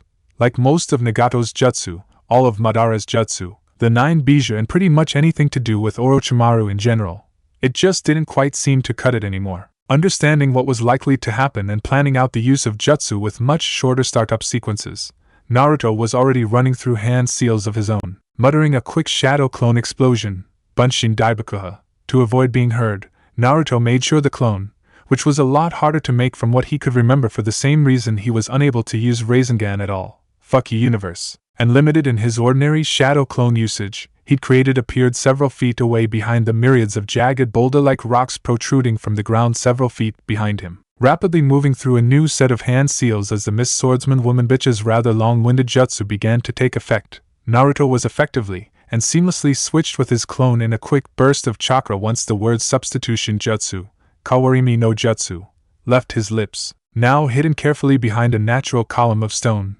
Naruto peered across the way to see if he was noticed, only to find the stupid Miss Swordsman woman bitch grinning as the water in front of her rose and took shape into the form of a dragon as the name of her jutsu implied. With a screeching roar, the giant body of water lifted its gargantuan body upwards before curling itself forwards and descending down in a sweeping arc towards Naruto's clone. The water dragon came down upon the Naruto clone with a crashing force, and for a moment all it knew was pain as its entire body was crushed under the weight and pressure of the jutsu. Boom! It muttered before the clone and the water dragon alike were engulfed in a blinding flash of light and then scarlet fire.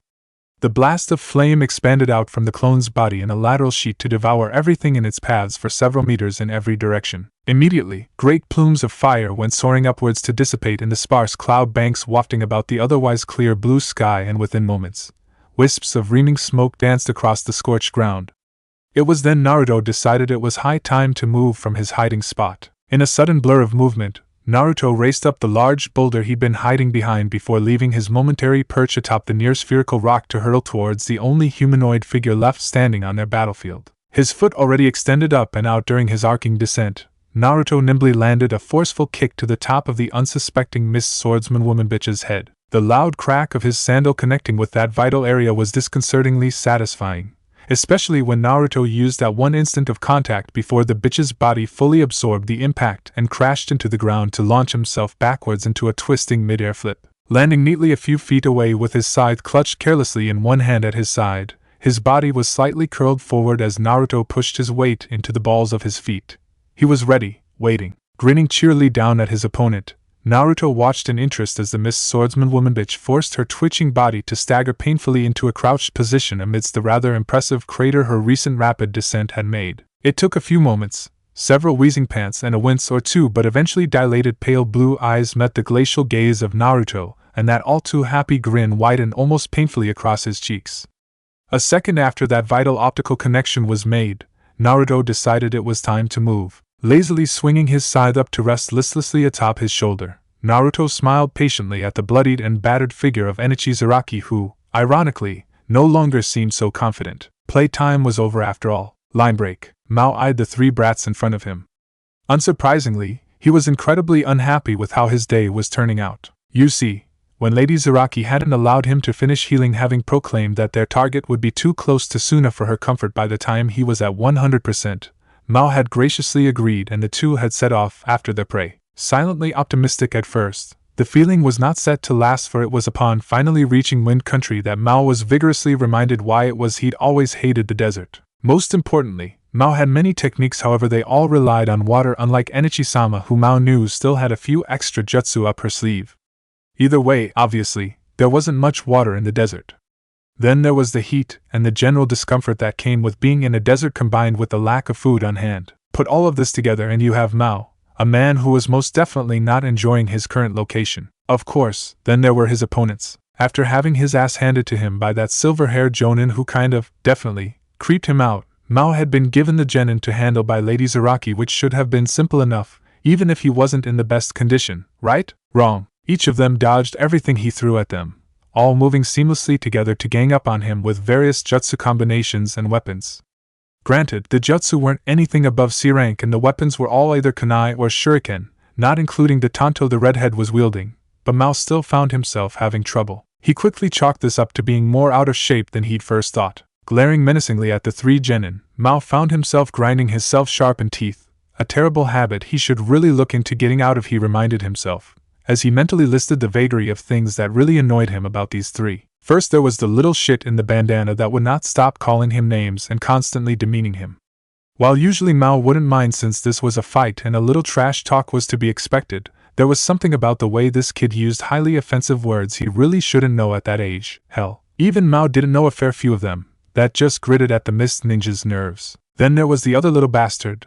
The bandana-wearing brat had called him no name, which was probably just a nickname the bandana kid had bestowed upon his teammate, even if it was a little mean to call your friends no name.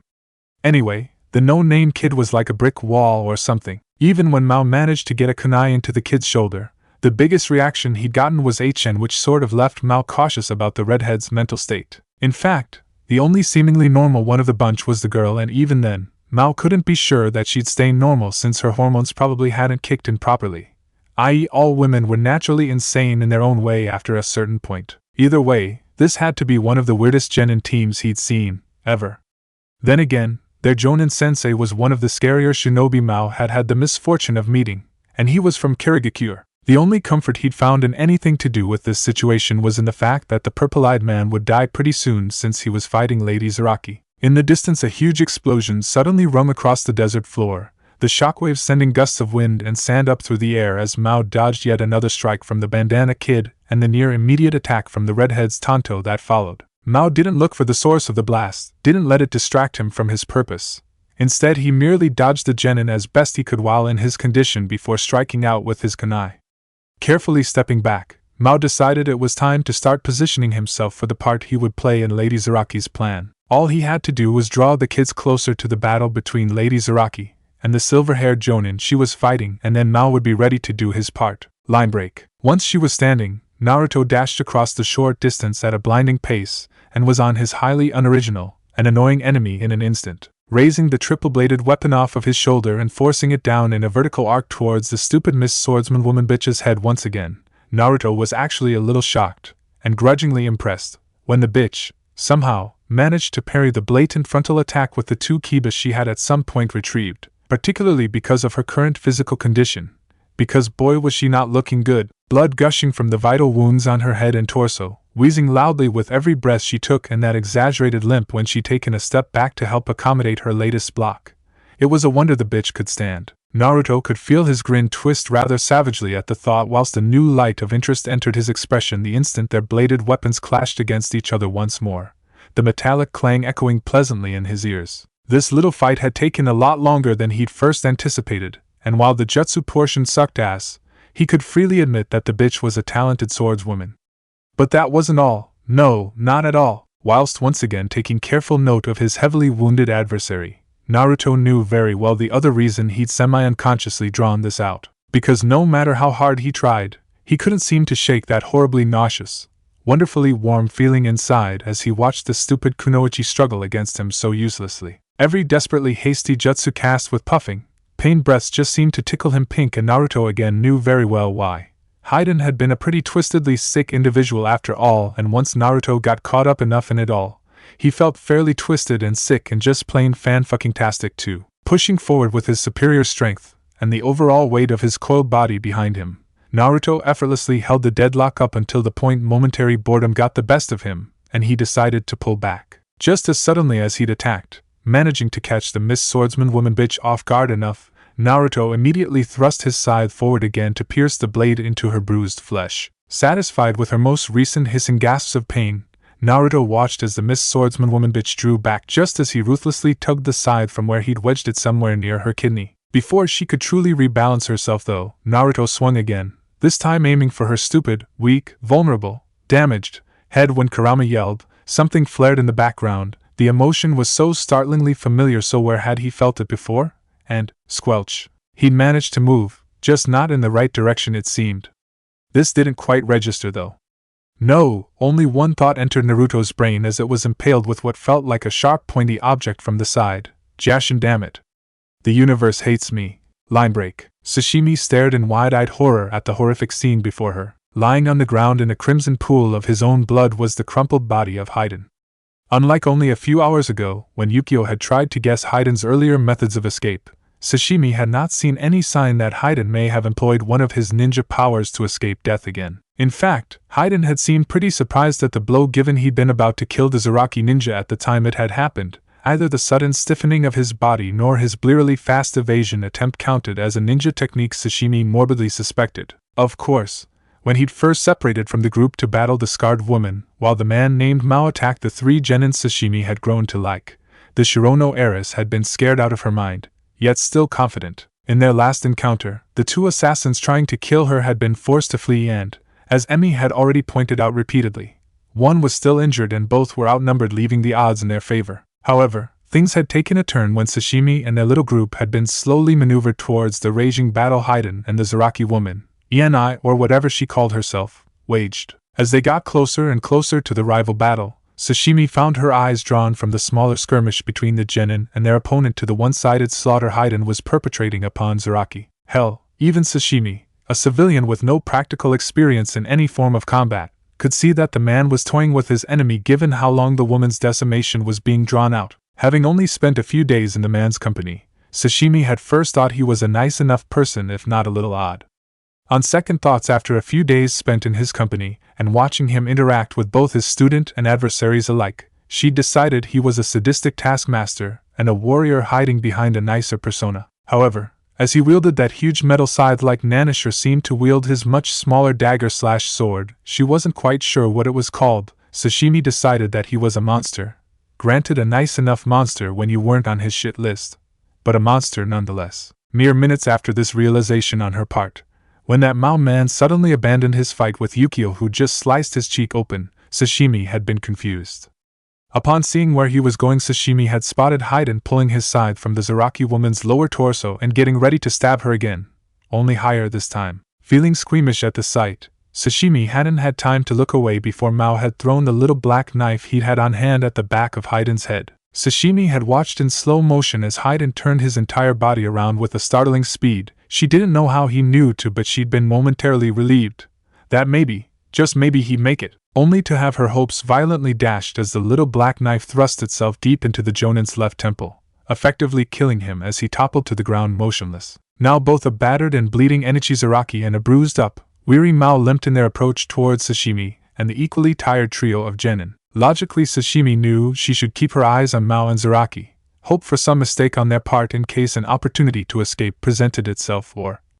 At the end of the day, Sashimi didn't look at her would-be killers, instead choosing to notice the tears running down Emi's cheeks, the white-knuckled grip Yukio had on the little black knife in his hand, and the vicious scowl Nanisher had locked on Mao's form, probably wishing horrible things upon the man if that look was anything to go by. In fact, all three looked ready to murder the two enemy shinobi, and Sashimi couldn't blame them, not one little bit. She herself felt like committing a little bit of murder by this point. You cheating bastard! How dare you! Yukio screamed at Mao, hot tears finally leaking from his dark eyes as his anger began to overwhelm him. Sashimi took a step forward and placed a comforting hand on the poor boy's shoulder.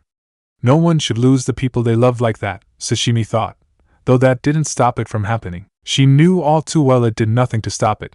Mao, you killed him! Take a prize!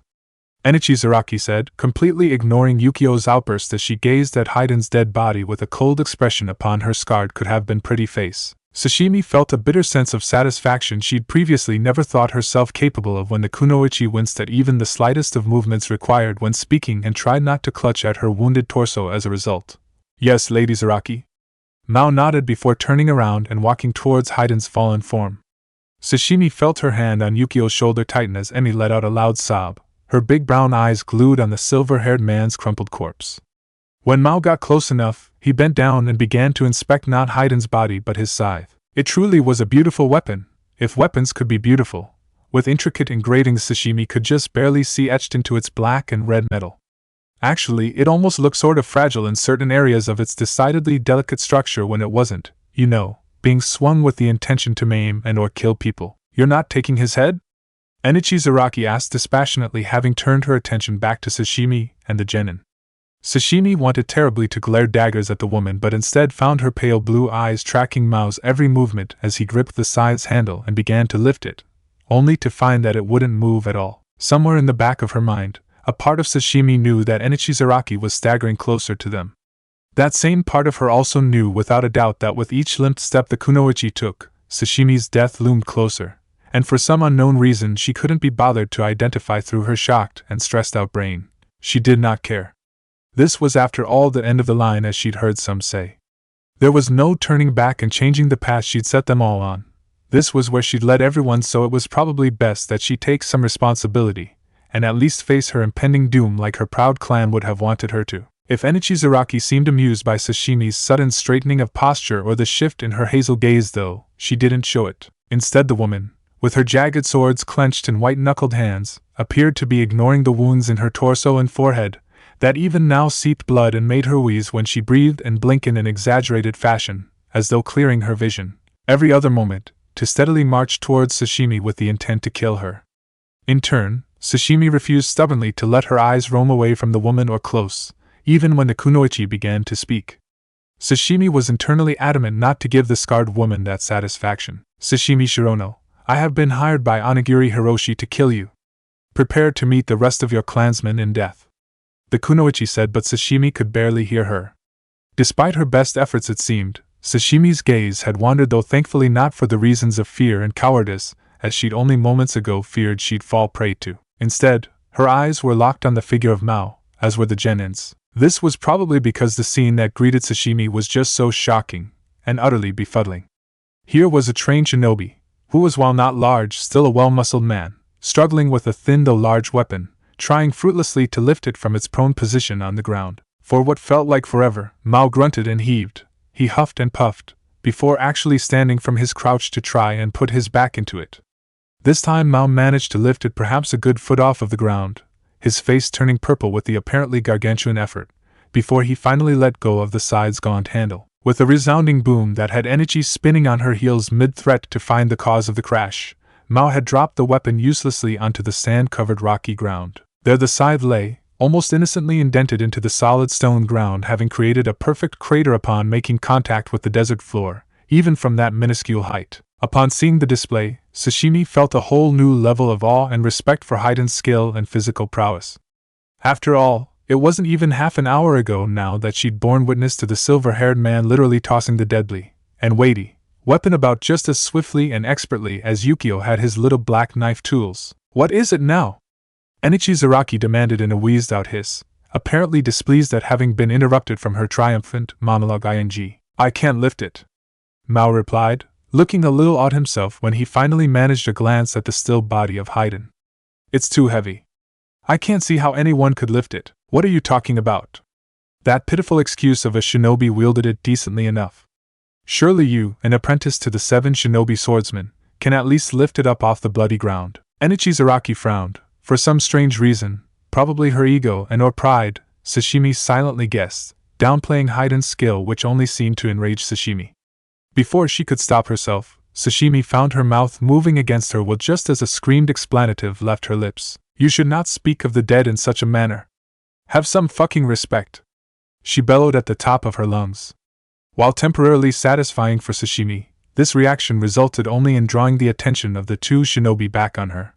Joy. With Sashimi's outburst, Mao lost any and all interest in Hidan's side and steadily crossed the space between him and his master to stand at her side. Enichi herself appeared rather sinister to Sashimi, if she ignored the blood still seeping from the wounds in the kunoichi's torso/head, or her wheezing breaths, or her all-about battered appearance in general, the scared woman looking far too pleased with herself, like the cat who caught the canary. From her peripheral vision, Sashimi could see the 3 genin in front of her tensing at the expression, and she knew that it was now very likely, even with the obvious and seemingly dangerous injuries she noted both of their enemies had sustained, that she and the genin, the children, were all going to die given Enichi's superior experience and skill. Ah yes, Miss Shirono, where was I? Oh yes, Zaraki said with a hideous smirk twisting her bloody lips upwards. I have been hired by Onigiri Hiroshi to kill you. Prepare to meet the rest of your clansmen in Da. You! That one word was bellowed in a deep masculine voice, the tone laced with enough murderous intent to make Sashimi shiver and shake at the sound. As that one word echoed across the barren desert landscape, Sashimi could easily feel herself looking past Zaraki and Mao, forgetting them even, her aforementioned enemies too, turning around to search out the source of that killing aura as it ebbed against them all in horrid deluging waves. Standing there in the sand with burning violet eyes and an expression that just screamed, I'm pissed off. If you want to keep your limbs, then back the fuck off, was Hidan. A living Hidan who was at that moment breathing and not lying dead on the ground in a pool of his own blood, which was very much not possible in any sense of the word given the lethal blow he not long ago sustained. Getting stabbed in the side of the head, in the temple, in the brain, was kind of fatal to just about everybody the last time Sashimi checked, after all. Even magical all-powerful shinobi. What the fuck do you think you're pulling, stabbing me in the side of the face like that, shithead? Hidan demanded angrily of Mao, whom he was currently glaring at with spiteful hatred in his cold violet eyes. To Sashimi, it was almost as though he was somehow not comprehending the wide-eyed expressions of disbelief being shot his way from just about everybody present. Don't you know that hurts like a bitch when you get me in the head? Hidan continued to growl at the Miss Neen. I could have forgiven you if you'd stabbed me in the chest again, but this time, This time you've gone too fucking far, buddy. W what? Mao stammered, and for just this once, Sashimi intentionally allowed herself to feel a little bit sorry for him. Trying to give a coherent reply to a question asked by a guy who should be dead was nearly impossible, just like the chances of Hidan standing up after being stabbed in the skull should have been. Speaking of being stabbed in the cranium, Hidan tilted his head, bringing Sashimi's gaze up until it was greeted with the sight of a little black knife still protruding from the side of his forehead. The grooved-out shattered bone and further gored bloody mass of flesh and gray matter made her want to retch. Reaching up, the man viciously tore the blade from the side of his disfigured skull with a hiss, making Sashimi's stomach give another lurching churn at the nauseous sight. Never before had she wanted to throw up more than she did in that instant, as in right now. Fuck Jashin. My head. Holy fuck mavang shit, that hurt. Hidan cursed before tossing the bloodied knife almost carelessly over his shoulder. Nobody moved a muscle as the man then proceeded to casually bend down and pluck his scythe up off the ground from where Mao had left it. Swinging the deceptively slim thing up and over his right shoulder without a care in the world, Hidan continued on, grumbling aloud as he went, leaving Sashimi's head to spin. It always hurts 10 times worse in the head for some reason. Grr, I even blacked out for a second there. My hair's all covered in blood too, and now I have a freaking migraine, just what I needed. The man continued to grouch, his shoulders rolling leisurely before they settled into a slight, though casual hunch. How? Enichi Zaraki suddenly exclaimed between labored breaths, taking a shaky, faltering step back at Hidan's lackadaisical display. Sashimi herself could clearly see the kunoichi's horror-struck expression, frozen in a state of what could only be described as pure abject terror. This reaction only seemed to reinforce a simple fact within the confines of Sashimi's mind, that this was in no way, shape, or form normal, even by illogical shinobi standards. With Zaraki's pained, wheezing breaths and her pale, shaking form, Sashimi took her spiraling theories another step further and realized rather suddenly that the other woman seemed to be entering some sort of clinical state of shock, though whether it was a result of her wounds, Hidan's miraculous and impossible survival/revival, or a combination of the two, she did not know. It was actually something Sashimi herself was sort tempted to do, to let the turbulent emotions raging within her overtake any and all logical thought, if only for a moment, so she could just try and somehow deal with this. Too, so she knew she couldn't really judge the Miss Nin for her acute reaction. SS-sensei? Yukio whispered from in front of the Shirono heiress, bringing Sashimi's thoughts to yet another grinding halt. Looking down at the genin, the kids, she could see in each of their paler expressions that they were all, to some terrible degree, scared, lost, and confused. At least he didn't decapitate me. Hidan continued to ramble, tilting his head to the side as he spoke, making it crack loudly, at which point Sashimi flinched at the sound. That would have been an even bigger pain in the ass to deal with. Impossible! Mao suddenly screamed, finally bringing Hidan out of his babbling thoughts. His cold violet eyes shot towards the Kirigakure shinobi with what appeared to be a confused disinterest swirling in their chilling depths. Huh? Hidan asked, looking slightly perplexed as he was prone to when being, or at least pretending to be, oblivious, as Sashimi had noted earlier on upon first meeting the man. Why you? I just stabbed you in the H-head. Mao exclaimed. Yes, you did. That's why I was yelling at you, remember? I said it hurt. Hidan nodded nonchalantly, not seeming to comprehend the problem. It seemed to unnerve Enichi and her apprentice at least twice as much as it did Sashimi and the genin, if their utterly horrified expressions were anything to go by. Yes, but how the hell are you alive? Mao bellowed, seeming to have lost any and all forms of patience. Again, Sashimi could feel herself unwillingly sympathizing with her enemy's reaction, even against her better judgment, since she too felt something similar. Same way I'm not dead. Duh. What an idiot, asking dumbass questions like that. Hidan muttered darkly under his breath, making Sashimi smile slightly, if involuntarily, at the silver-haired man's childish behavior. Sensei. That was a very valid question. Emi interrupted. What?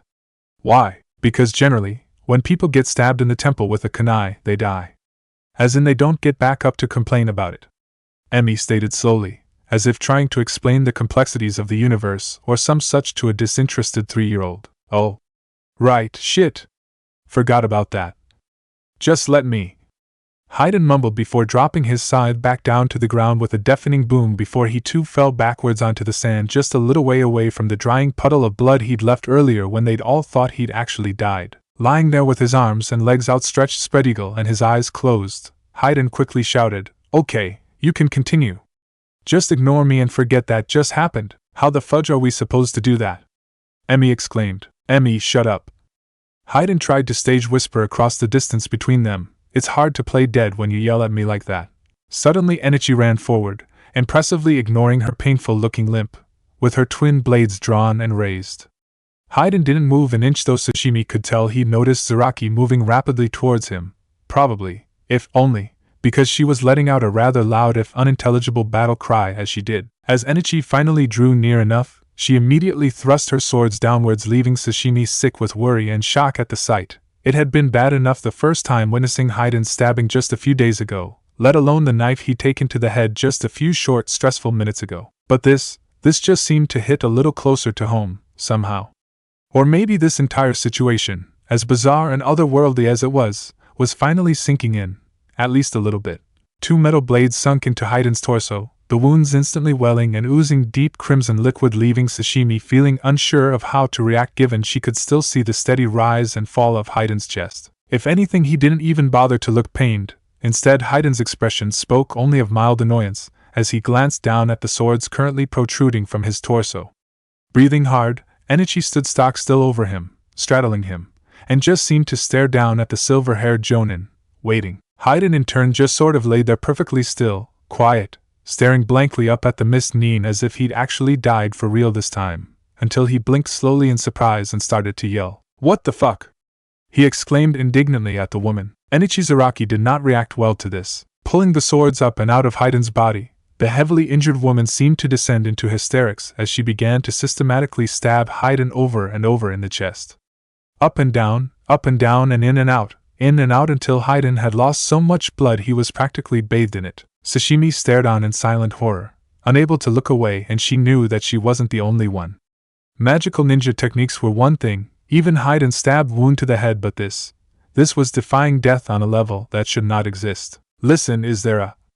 Ouch. Is there a point to this?" Hidan asked almost nonchalantly between being stabbed over and over and over again, which only seemed to make the situation worse. "Die, die, die, die."